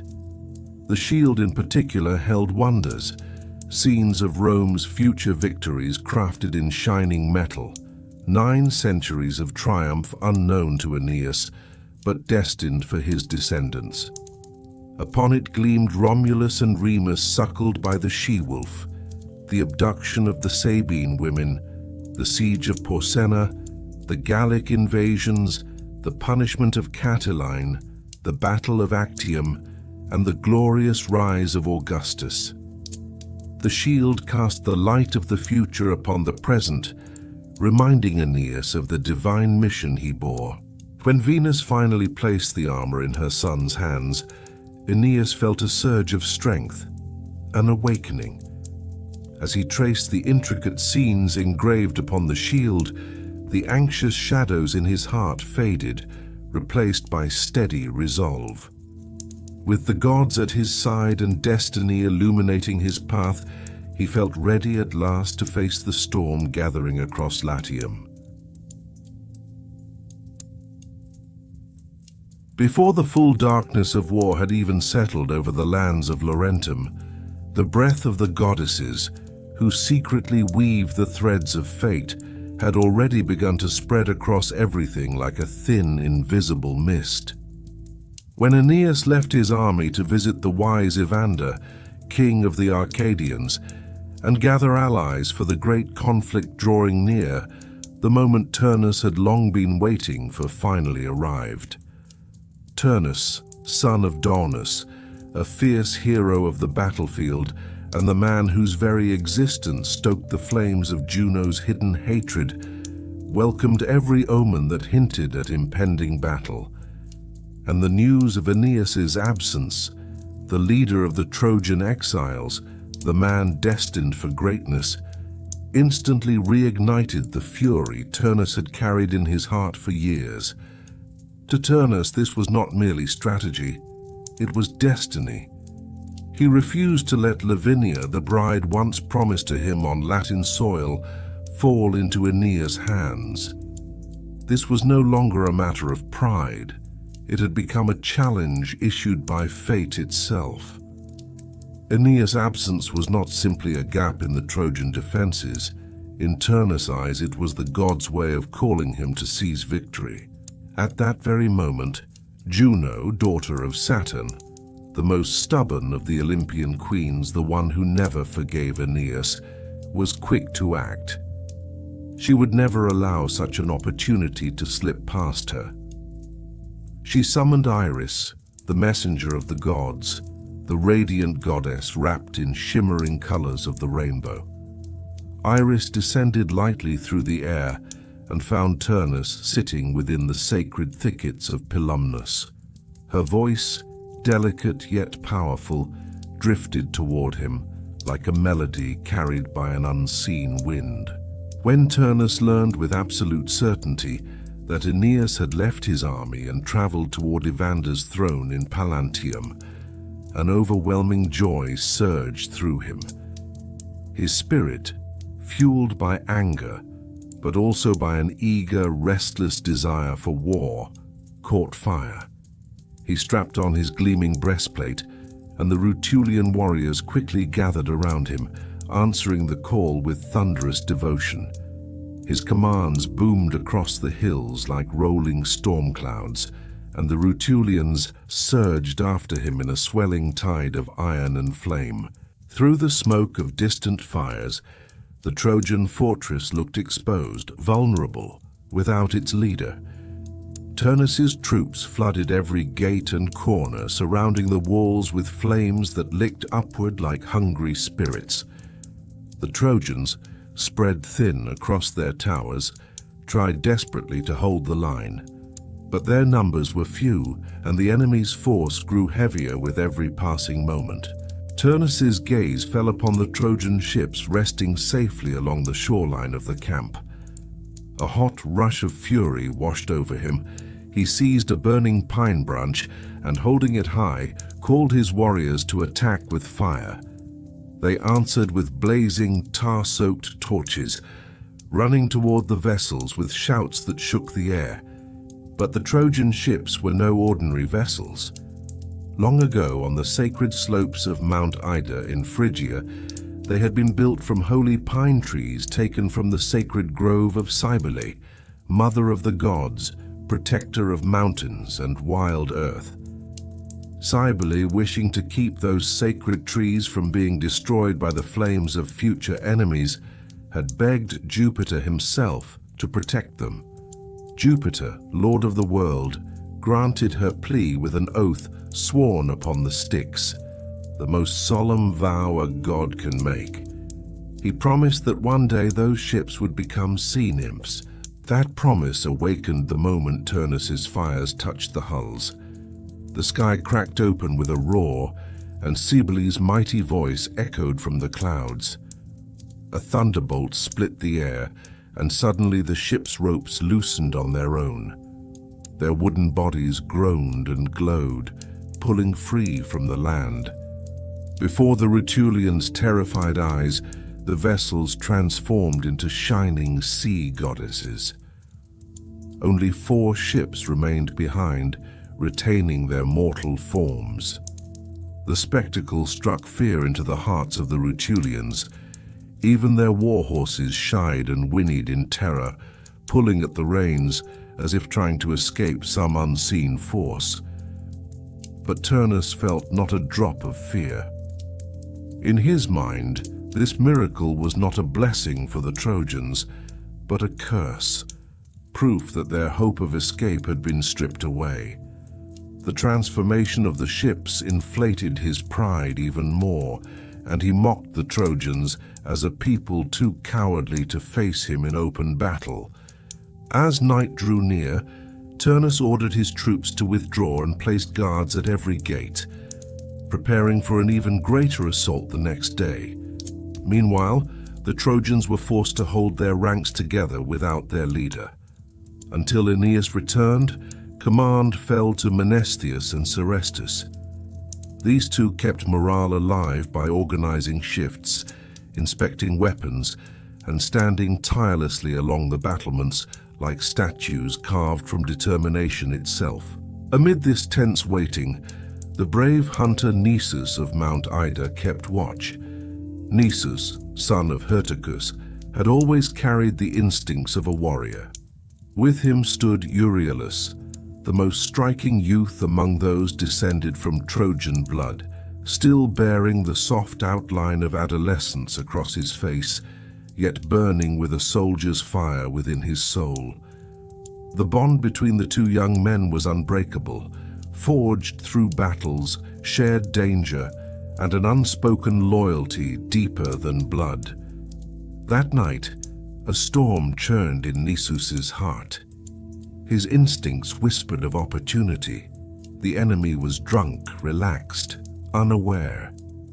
A chance for a bold mission was calling to him from the shadows. When he confided his plan to Euryalus, the young man did not hesitate for a heartbeat. Although Nisus wanted to shield his friend's youth, Euryalus refused to abandon him. Together, they approached the war council and offered to slip through the enemy lines and deliver news to Aeneas. Ascanius, Aeneas' young son, admired their courage and supported them with heartfelt sincerity. With blessings and prayers at their backs, Nisus and Euryalus disappeared into the darkness beyond the Trojan camp. As they neared the Rutulian encampment, they found a scene almost unbelievable. Soldiers sprawled across the ground, drunk on wine, their loosened horses wandering freely among them. Chaos had lulled the entire camp into a deep, careless sleep. Nisus moved like a predator through the shadows, silently cutting down any enemy in his path. Rhamnes, Remus, and many other Rutulians met their end before they even woke. Euryalus followed closely, matching his courage blow for blow. But Euryalus had one flaw he could not resist: the glitter of spoils. When he saw shining armor and ornate helmets glinting in the moonlight, he could not help himself and slipped them on. This single moment of desire sealed their fate. As the two made their way back, they were unaware that a group of 300 Latin cavalry had just arrived at the camp. Led by Vulcans, the riders moved quietly through the night, until the moonlight struck Euryalus' stolen helmet and betrayed the pair's presence. The chase began immediately. The forest branches tore at their skin as they ran. Nisus, swift as a wild animal, managed to escape into the deeper shadows, but when he turned back, he saw Euryalus captured. In that instant, loyalty overtook fear. Nisus hurled his spears with desperate precision, killing several foes. But Vulcans, enraged, raised his blade to kill Euryalus. Unable to endure it, Nisus burst from hiding, but he was too late. The sword plunged into Euryalus' chest. With a cry torn from the core of his soul, Nisus threw himself into the throng of enemies, killing Vulcans before he himself was struck down by countless spears. The two friends fell beside each other, their bodies still in the moonlit forest, their devotion immortalized in the silence of death. At dawn, the Rutulians displayed their severed heads upon spears before the Trojan walls. When Euryalus' mother saw her son's face held aloft in such cruelty, she collapsed in grief, her wails echoing brutally across the battlements. The Trojans, consumed with fury and heartbreak, tightened their defenses with renewed determination. As battle surged again, young Ascanius, his hair blowing in the wind, claimed his first kill with a bow. Taunted by the arrogant Numanus Remulus, the prince fired his arrow, striking him cleanly through both temples. The Trojans rejoiced at this victory, and word spread that the god Apollo himself had offered a sign of approval. But even as hope flickered, danger returned. The giant Trojan brothers Pandarus and Bitias opened the gate to strike down an intruder, only to allow Turnus himself to slip inside. Protected by Juno, he fought like a great striped beast, cutting down Trojans left and right. Yet the overwhelming number of defenders forced him back. Struggling under the weight of relentless blows, Turnus leapt into the river Tiber. The gentle god Tiberinus guided him safely across, returning him to his army. Though that night drowned in blood, fate still seemed to tilt toward the Trojans. But no matter how fierce the conflict became, nothing could overshadow the tragic loyalty of Nisus and Euryalus. Their sacrifice remained engraved in the memory of all who witnessed that war, a stepping stone on the long, destined road toward the future rise of Rome. High upon the towering peaks of Olympus, where the eyes of the gods shone with an eternal, unyielding light, the majestic halls of the immortals opened once more. Beneath a dome glittering with drifting stars, Jupiter, the greatest and most sovereign of all the divine beings, summoned every god and goddess to his side. In that moment, the whole earth lay exposed before their celestial gaze, the smoke-choked plains of Latium trembling under the weight of war, the abandoned walls of fallen Troy lingering like a scar on the world, and the restless shores where Aeneas had last walked, all stretched out like scenes upon a cosmic stage. Jupiter's vast hall opened toward both the east and the west, and through those doors the movement of the entire universe could be seen. Every whisper of the heavens echoed there. The gods gathered in silence, each carrying the weight of private desires, private loyalties, and private fears. All waited for Jupiter's judgment. From his monumental throne, the father of gods and men surveyed them with a calm gravity that could steady storms.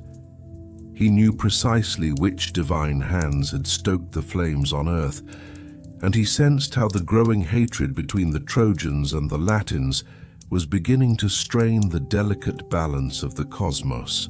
When Jupiter finally spoke, every god fell completely silent. He declared that Italy was not yet destined for such ruin, that its hour of destruction was far away, and that this premature eruption of war was a violation of fate itself. He condemned the folly of King Turnus, who had taken Aeneas's quest for a homeland as a personal insult, and he chastised the gods for meddling in mortal conflicts that were not theirs to shape. This war, he said, must not be dictated by Juno's relentless hatred, nor Venus's tender love. Fate had been carved long ago, and only Jupiter held the authority to guard it. But he had barely finished when Venus rose from her place, her eyes shimmering with the fierce worry only a mother could know. She was the mother of Aeneas, and whenever counsel was taken in the halls of heaven, nothing mattered more to her than the safety of her son and the survival of his descendants. In a voice trembling with both pain and anger, she described how the Trojans were pinned down in misery, how Turnus seemed to fight with the blessings of every hostile power, and how Aeneas's camp had nearly been consumed by flames while he was far away seeking allies. She reminded Jupiter of Juno's secret schemes, of Iris sent from the clouds, of the fury Alecto unleashed upon mortals. And then she begged for Ascanius, her grandson, to be protected. Venus was not asking for an empire, she was begging for the survival of a single child. Juno could no longer restrain herself. Rising in a storm of fury, the queen of the gods retaliated. She claimed that Aeneas had disturbed the peace of Latium, that Turnus only wished to defend his homeland and the maiden Lavinia, whom fate had nearly promised him. If Aeneas had not intruded, the Latins would never have taken up arms. Her words burned with the bitter smoke of jealousy and resentment, but Jupiter, sovereign above all, allowed no anger to sway him. He judged neither goddess. Instead, he rose from his throne and declared that from this moment forward, fate must flow freely on the earth. No divine hand would tip the balance. As the gods departed and the vast hall emptied, the heavens themselves seemed to hold their breath. Now the war would be shaped not by divine whim, but by human courage and by destiny's unchanging line. Meanwhile, on the plains of Latium, the storm of war grew louder and more violent. Turnus's army attacked the Trojan fortifications from every side. Young Euryalus watched over the desperate defense as his warriors hurled massive stones, filled trenches, and carved new ones in frantic efforts to survive. Aeneas, who had traveled to forge an alliance, was returning by sea with the armies granted to him by King Evander and the Etruscan ruler Tarchon. Among these forces marched warriors of many lands: the prophetess Silas, the fierce Massacus, the bright-eyed youths of Liguria, Cupavo with his helmet crowned in swan feathers, Ocnus leading 500 men from Mantua, and Olestes, whose ship bore the carved green figure of Triton. Aeneas led the fleet, his prow adorned with lions from Mount Ida, gleaming like symbols of the weight he carried, the weight of fate, of future kingdoms, of sons yet unborn. By his side stood young Pallas, the noble son of Evander, bound to Aeneas almost as a son to a father. In the darkness of night, Pallas looked to the stars, wondering what destiny awaited him. But Aeneas saw in the boy the promise he had made to Evander, and the fragile thread from which the future glory of Rome would one day hang. Then the sea stirred. The sacred ships, once trees of Cybele's forest, now transformed into radiant sea nymphs, rose from the waters and circled Aeneas. With voices like rushing tides, they warned him that his camp teetered on the edge of destruction. Their message ignited urgency in Aeneas's heart. At once he ordered the fleet toward shore, and before dawn broke across the horizon, his entire allied host had landed on the beach. On the distant hills, the Rutulians caught sight of the Trojan leaders' return and sounded their war horns. And so began the battle that would shape the destiny of nations. Aeneas leapt ashore first and immediately cut down Theron, a warrior of monstrous strength. He slew Lycus, consecrated long ago to Apollo, then crushed Cisseus, Phares, and many others. His fury was not merely wrath, it was the weight of fate made manifest, a hammer driving the future into the earth with each step. Pallas, glowing with the fire of youth, yet fighting with the heart of a seasoned general, led the Arcadians with brilliant courage. He slew Halasus and a host of Latin warriors, but destiny was preparing him for its harshest trial. For on the other side of the field fought Lausus, the noble son of Mezentius. Both youths were handsome, brave, and ablaze with passion, but one was Aeneas's beloved ally, and the other the son of Aeneas's sworn enemy. Even Turnus admired them both, but when his immortal sister Juturna warned him of Pallas's rising fame, Turnus vowed that the boy must face him, and only him. Pallas accepted the challenge. He prayed to Hercules for strength, and though Hercules hurt him, he could not intervene. Jupiter had long ago reminded him that every hero has a destined day from which there is no escape. Pallas threw the first spear, grazing Turnus's shield, but Turnus's massive oak spear pierced through the sevenfold bronze of Pallas's shield and struck deep into his chest. The young hero fell, and grief rippled through the Arcadian ranks. Turnus stripped Pallas's belt as a trophy that would one day summon his own doom, though he did not yet know it. When word of Pallas's death reached Aeneas, something terrible ignited within him. It was not mere anger. It was the grief of a father, the rage of a betrayed friend, and the crushing responsibility of a man who knew destiny demanded blood. Aeneas rampaged through the battlefield like a storm given human form. He cut down warrior after warrior, showed no mercy to Magus despite his pleas, slaughtered Sulmo's sons for sacrifice, and laid Hymenaides, Cotta, and Euryalus in the dust. His fury was a living thing. Seeing Turnus nearing his own doom, Juno devised a desperate trick. She conjured a phantom shaped exactly like Aeneas and lured Turnus toward a ship. Chasing the illusion, Turnus boarded the vessel, just as Juno cut the ropes and sent it drifting into the open sea. When Turnus realized he had been carried away, shame stabbed at him, yet there was no way back. Fate had claimed its first victory over him. On the battlefield, Mezentius emerged in Turnus's absence. Once a tyrant cast out by his own people, he fought now beside his son, the only being he truly cared for. His spear struck down Antores, but Aeneas's counterattack wounded Mezentius. Aeneas raised his sword for the final blow when Lausus sprang forward, shielding his father with his own body. The boy died instantly. The sight froze Aeneas.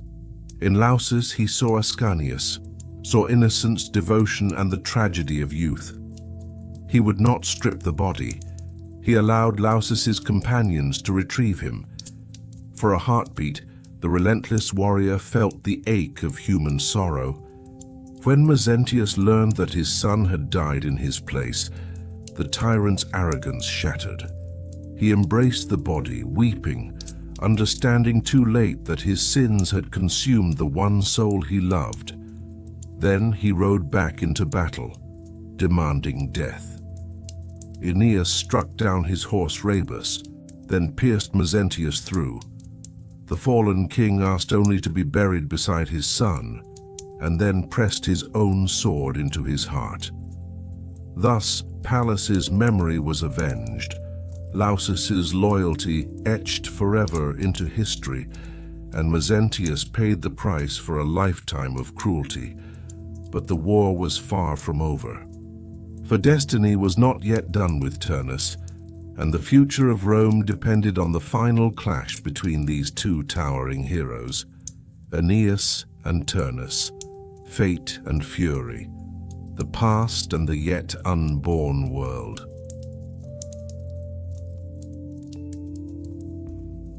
When the day brushed the horizon with rose-colored light, and the first breaths of morning spread softly across the plain, Aeneas awoke with the weary determination of a man torn between two crushing emotions.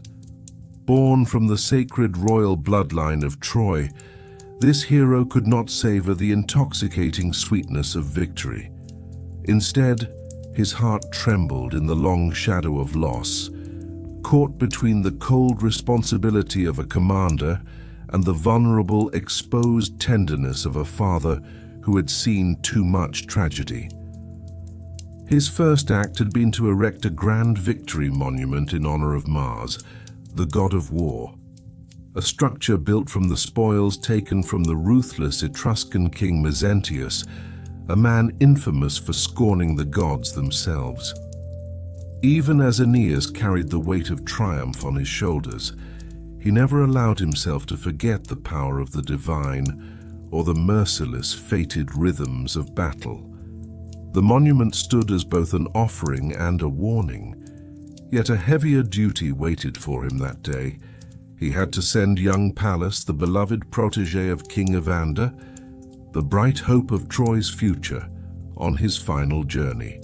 To Aeneas, Pallas had never been merely an ally. He was the entrusted son of Arcadia's king, a promise to a future that would one day rise in the lands of Lavinium, and the embodiment of a young spirit who refused to forsake honor even in the chaos of war. When Aeneas placed Pallas's lifeless body upon a high ceremonial bier, even the distant echoes of the battlefield seemed to soften into a mournful silence, as if the world itself paused out of respect. Gently he laid upon the young warrior 2 magnificent cloaks, garments once lovingly touched by Queen Dido of Sidon, woven with purple and gold. The richness of the cloth seemed to honor both Pallas's youthful grace and his noble courage. Then, in accordance with ancient custom, Aeneas arranged the spoils of war atop the funeral pyre, enemy weapons, horses, and precious treasures. 4 sons of Sulmo and 4 young men raised by Ufens were brought forward, their hands bound behind them, to be sacrificed to the spirits of the dead. Even this grim, time-stained ritual could not soften the sorrow that weighed in Aeneas's chest. But the most heart-piercing sight at the funeral was Pallas's warhorse Ethan. The faithful animal stood with its bridle removed, head bowed low, letting heavy tears fall silently onto the earth. The horse's grief cut through the hearts of all who watched, a wordless lament more painful than any cry of the mourning soldiers. Behind it, Pallas's spear and helmet were carried, though the rest of the spoils Turnus had taken in victory were absent. Aeneas refused to taint the young hero's memory with them. The Trojans, Etruscans, and Arcadians walked in somber procession, their weapons reversed in mourning, their steps heavy with grief. Aeneas paused mid-march to look upon Pallas one last time. A deep breath, almost a sob, tightened inside him as he silently saluted the youth. As Pallas was carried off to be returned to Evander, Aeneas felt something inside himself descend into the flames with the young man, a part of his own soul burning away with the rising smoke. In the midst of this tragedy, envoys from the Latin cities approached carrying olive branches, the ancient sign of peace. They came asking Aeneas to return the bodies of the Latin soldiers who had fallen in battle. Aeneas, a leader who honored divine order and dignity even in his enemies, agreed without hesitation. He reminded them gently, though with the firmness of truth, that this war had not begun by Trojan hands, but through Latin misfortune, through their breaking of faith with King Latinus and their refusal to let fate unfold as the gods intended. If they sought an end, he declared, there was only one path. Turnus must face his destiny and confront him in single combat. The emissaries stared at him in surprise. Then Drances, aged, skeptical of Turnus and ever eager to speak, stepped forward.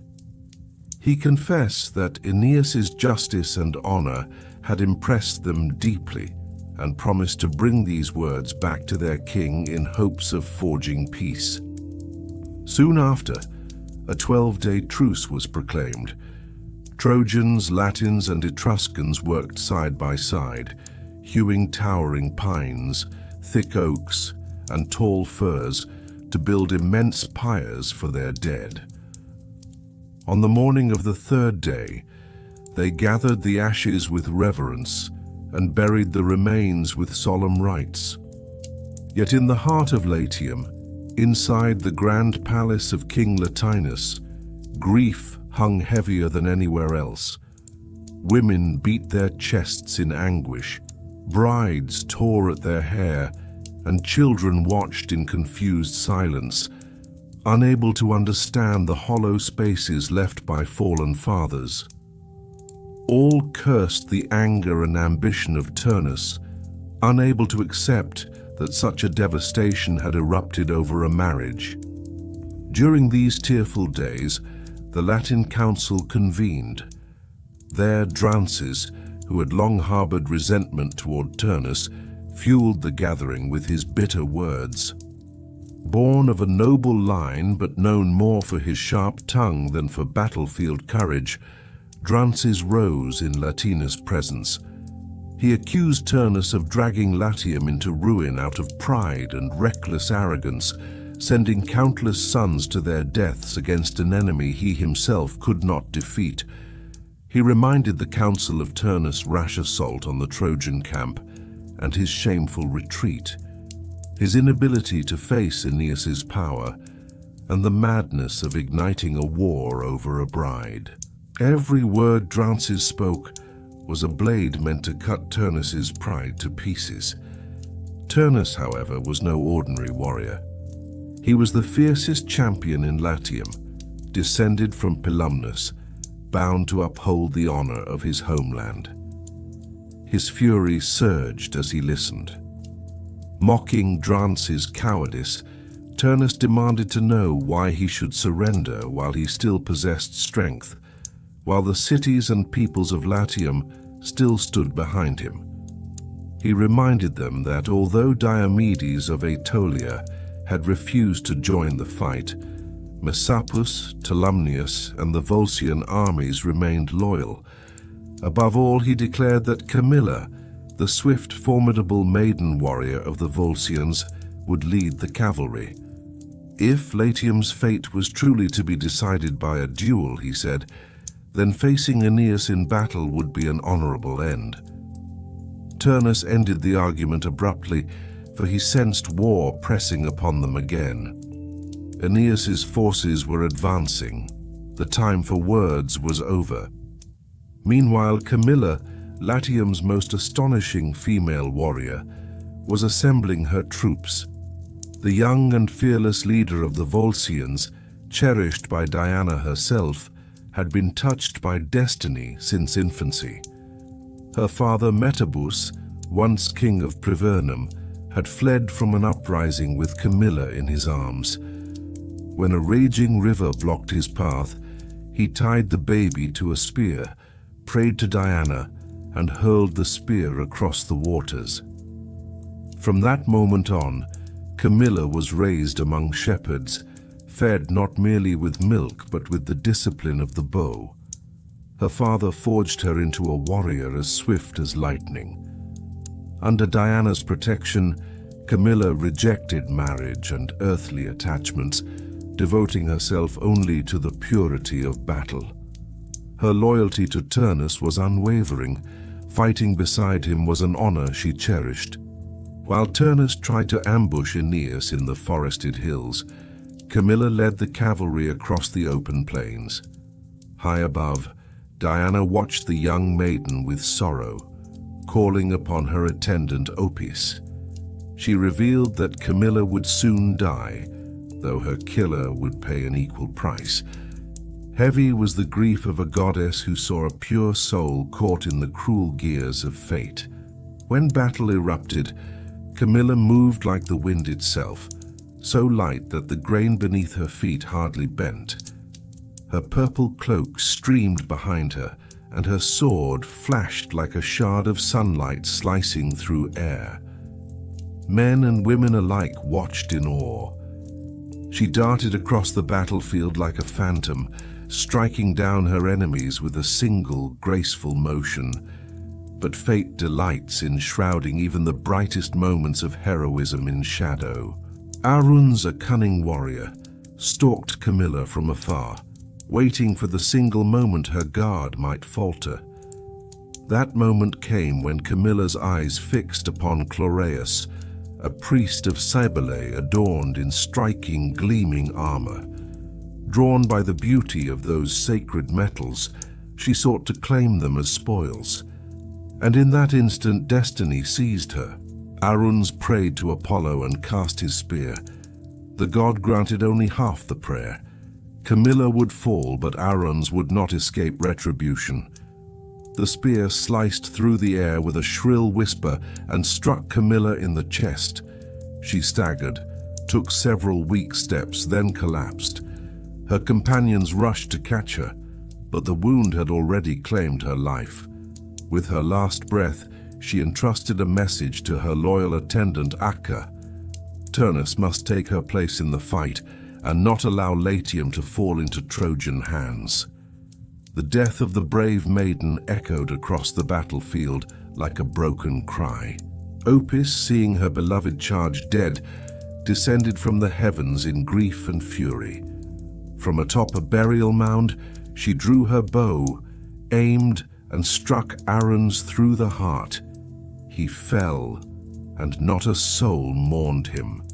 Camilla's death shattered the Volscian resistance and plunged the Latins into terror.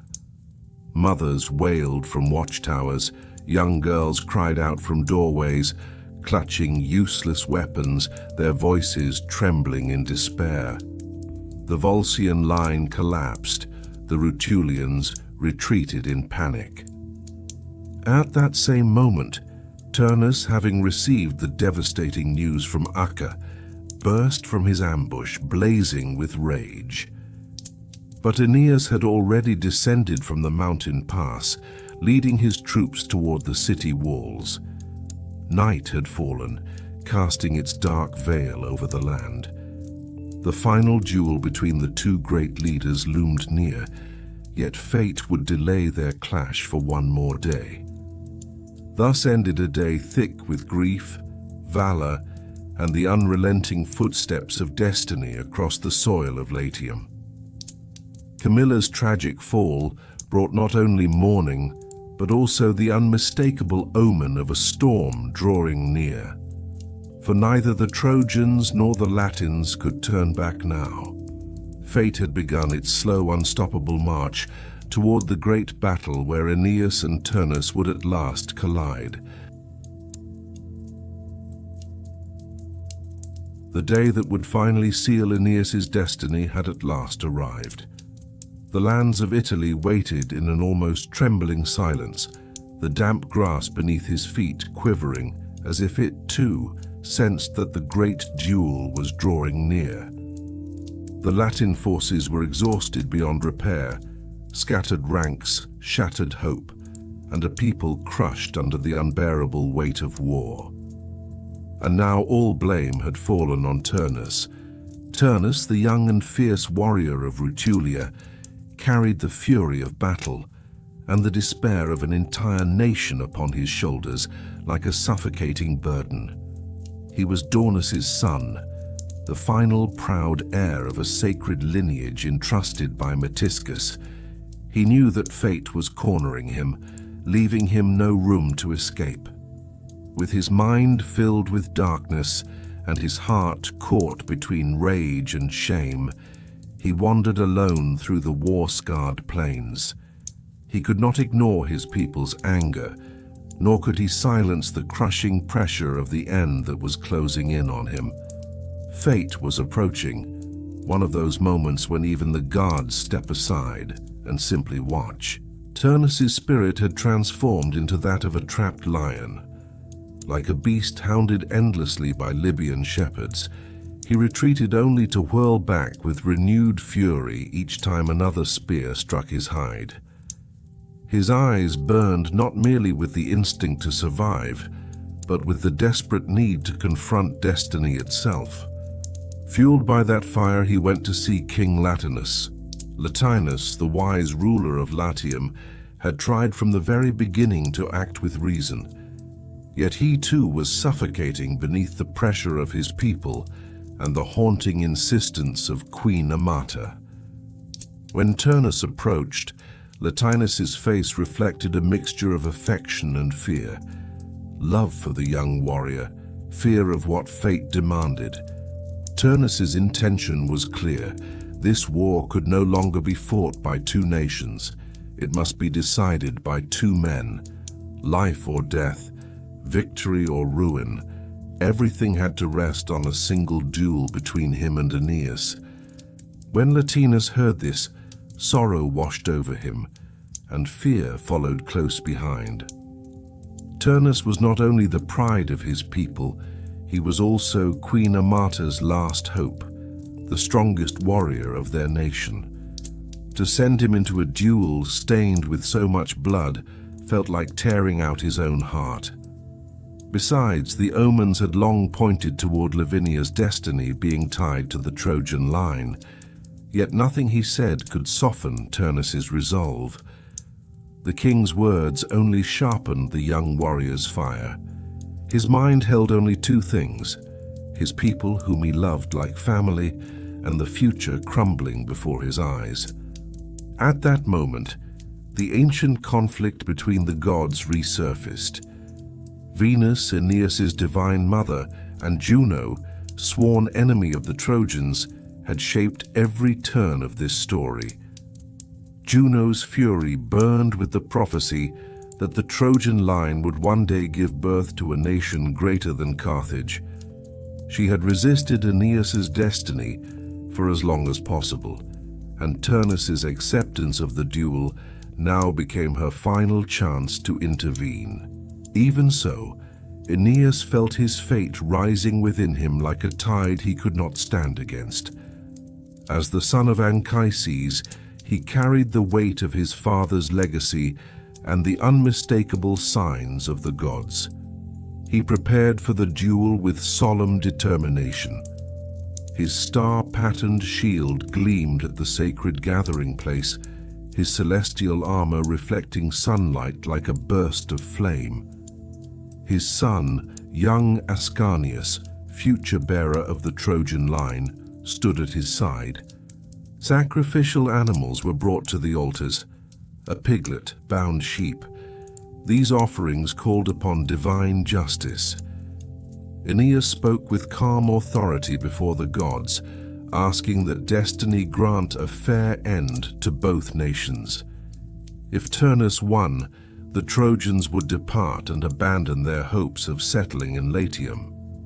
But if Aeneas triumphed, he swore that he would not subjugate the Latins. Instead, he wished to unite with them. Latinus would remain their king, and Lavinia would help lay the foundations of a new city, merging the two peoples into one. Latinus agreed with the same gravity, but Juno, watching from afar, could no longer hide her rage. Defying divine plans had become her relentless habit.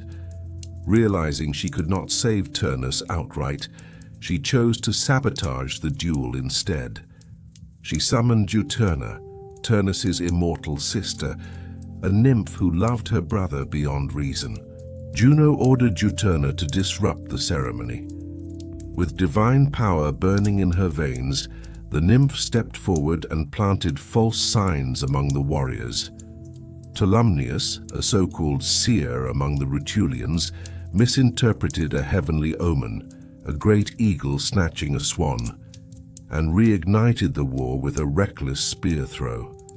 In an instant, the fragile thread of peace snapped. Chaos consumed the field before the duel could even begin. When battle erupted again, Aeneas tried to rally his men, fury blazing in his heart. In the confusion, a spear tore into his thigh, forcing him to withdraw from the fighting. A deep, burning pain seized him, and for a moment, the Trojans faltered. Without their leader, they could not advance. But Aeneas's fate belonged to the gods. At that crucial moment, Venus appeared, unseen by mortal eyes, yet deeply present. Her son's wound struck her immortal heart. She gathered dittany, a sacred herb known only to the gods, from the mountains of Cyprus, and prepared a healing mixture. Hidden by a divine mist, she restored the wound with miraculous speed. Iapix, who assisted her, could barely comprehend the marvel unfolding before him. Aeneas rose renewed, pain gone, strength restored. It was a gift from the heavens, because destiny required him to face Turnus once and for all.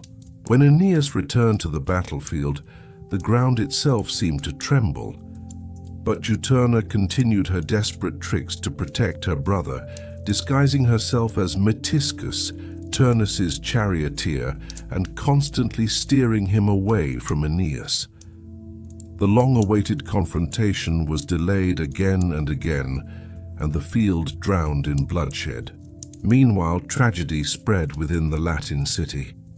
Queen Amata, consumed by dread and convinced that Turnus would soon die, lost her grip on reason. When she heard the rumor that Aeneas was storming the walls, fear crushed her spirit. In a moment of overwhelming despair, she ended her life. Her death cast a suffocating shadow over Latinus and over Turnus himself. Upon hearing of Amata's suicide, Turnus's last defenses collapsed. He could no longer flee his fate. The woman he loved like a mother, and the people depending on him, could be saved only by one path: confronting Aeneas directly. Turnus returned to the center of the field with a terrifying resolve. Seeing him, Aeneas ignored all divine interference and prepared for the final clash. At that moment, Jupiter, watching from Olympus, understood that the time had come to intervene. He commanded Juno to cease her resistance once and for all. The destiny of Rome was taking shape, and it could not be undone. Juno, finally accepting defeat, asked only that the Latins preserve their identity, their name, their language, their virtues, within the new nation Aeneas would build. Jupiter agreed. Thus the gods sealed their final decree. He sent a dreadful fury to drive Juturna away. Taking the form of a bird, the creature fluttered before Turnus's eyes, filling his soul with the chilling breath of death. Understanding the sign, Juturna withdrew in tears, powerless to save her brother. Turnus and Aeneas now stood face to face at the exact point fate had chosen. Turnus tried to lift a massive stone, but divine will drained his strength. Aeneas's spear, guided by destiny itself, pierced through 7 layers of shield and sank deep into Turnus's thigh. The young warrior fell to his knees, the world around him dimming into silence. As Aeneas raised his sword for the final strike, Turnus did not beg for life, only for the mercy of having his body returned to his people. His eyes held a last flicker of honor. But then Aeneas saw it, the belt of Pallas on Turnus's shoulder. Pallas, the beloved son of Evander, slain by Turnus. The sight shattered any mercy that had stirred within him. Every wound in his heart reopened at once. With cold, merciless resolve, Aeneas drove his blade into Turnus's chest. As Turnus's soul drifted away, the roar of battle faded. The gods, mortals, war, and destiny itself found their conclusion in that single strike. Aeneas had secured the future of the Trojan people in Italy, and though Rome had not yet been born, its shadow flickered into existence for the first time in the quiet that followed. The epic ended here, but Rome's story was only just beginning. The fall of Troy left nothing behind but ashes drifting through the night air, like the last breaths of a dying world. The sky glowed a deep, angry red, as if even the gods themselves had fallen silent, and through this burning ruin walked Aeneas, not merely a warrior but the true son of the goddess Aphrodite, known to the Romans as Venus. He carried the legacy of his ancestors on his shoulders as he made his way out of the shattered city. It's important to remember that in the Greek world, Aphrodite symbolized love and fertility, while in Rome as Venus, she became one of the protective spirits of the entire state. The divine strength Aeneas inherited wasn't just something that lived in his muscles. It rested in a soul shaped by destiny itself. With one hand he held the small fingers of his son Ascanius, guiding the frightened child through a city swallowed by fire. On his back he carried his elderly father, Anchises. In Greek stories, Anchises appears as the wise elder of Troy's royal family, but in Roman tradition he becomes something even more symbolic, the living embodiment of pietas, the sacred duty owed to family, homeland, and the gods. That moment was far more than a simple escape. It was the first breath of a new civilization rising out of darkness. Beneath the silence of the gods, the voice of fate, Fatum, was whispering. In the Greek world, this destiny was woven by the Moirai. In the Roman world, by the Parcae. With every step Aeneas took, those divine threads tightened, slowly shaping the future of an entire people.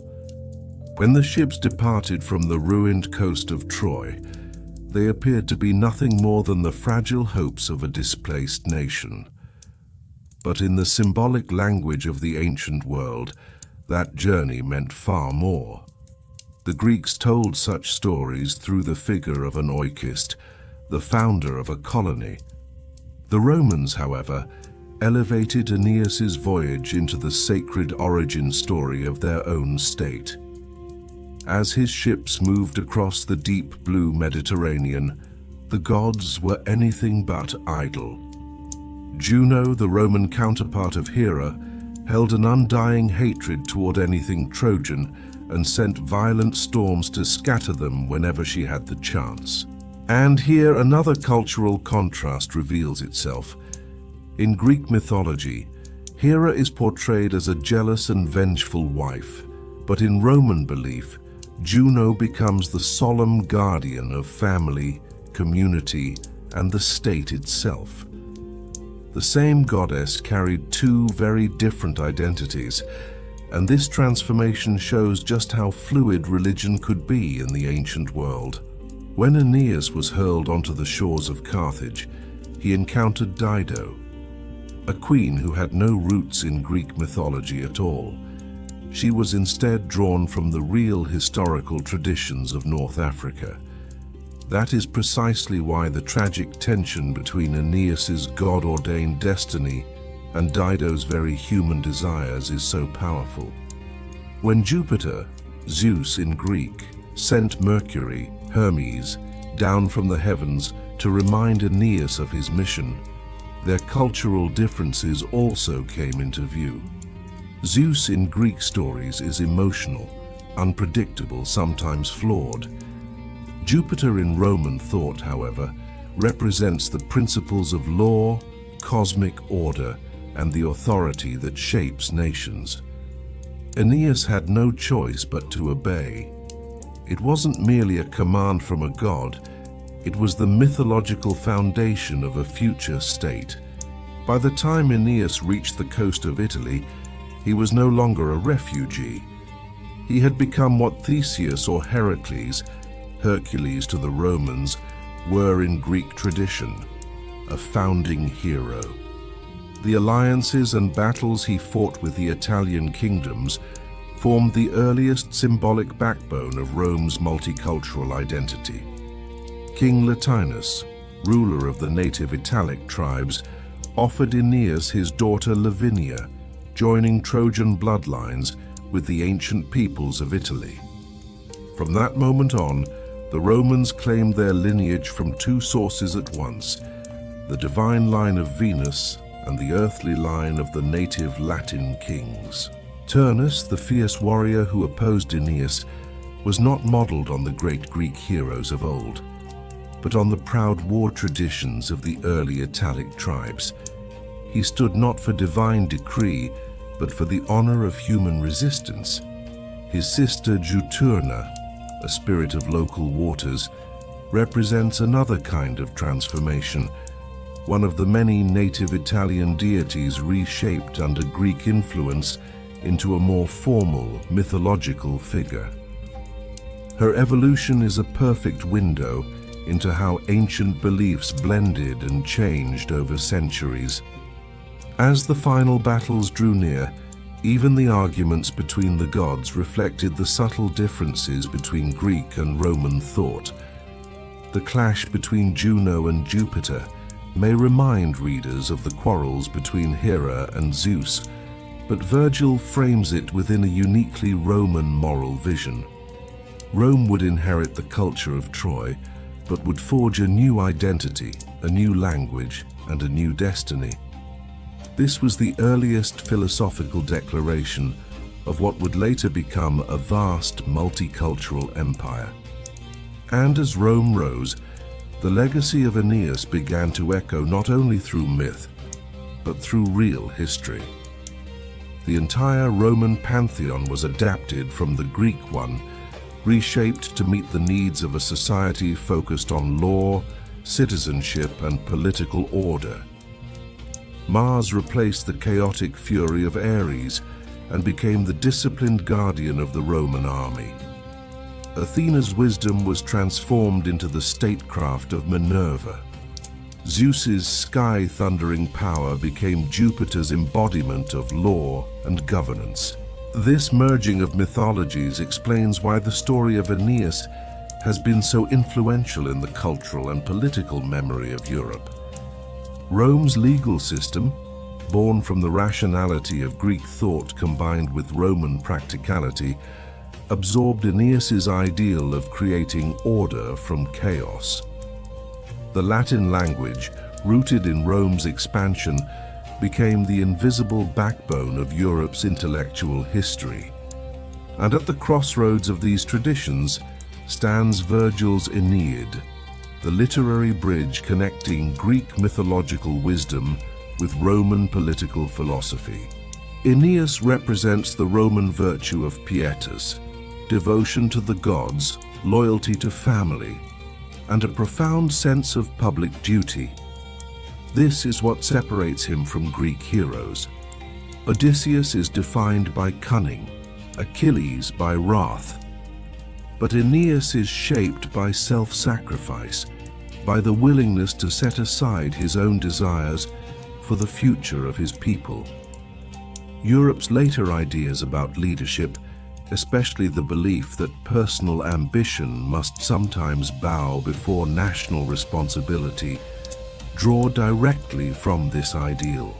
And no theme in his story speaks more clearly to the modern world than the transformative nature of migration. The journey from Troy to Italy is one of history's earliest stories about rebuilding identity. The struggles faced by Aeneas and his followers, adapting to new lands, merging cultures, redefining who they are, mirror the experiences of countless migrants today. In the end, all of this enormous narrative leads us to a single truth. The birth of a civilization is never just a sequence of victories. It grows out of suffering, endurance, the sacrifices of its heroes, and the silent marks that destiny carves into the human heart. Virgil's AENEID weaves the journey from Troy's ashes to the rise of Rome in both divine and deeply human terms. And because of that, it becomes not only the origin story of a nation, but the spiritual map of an entire continent.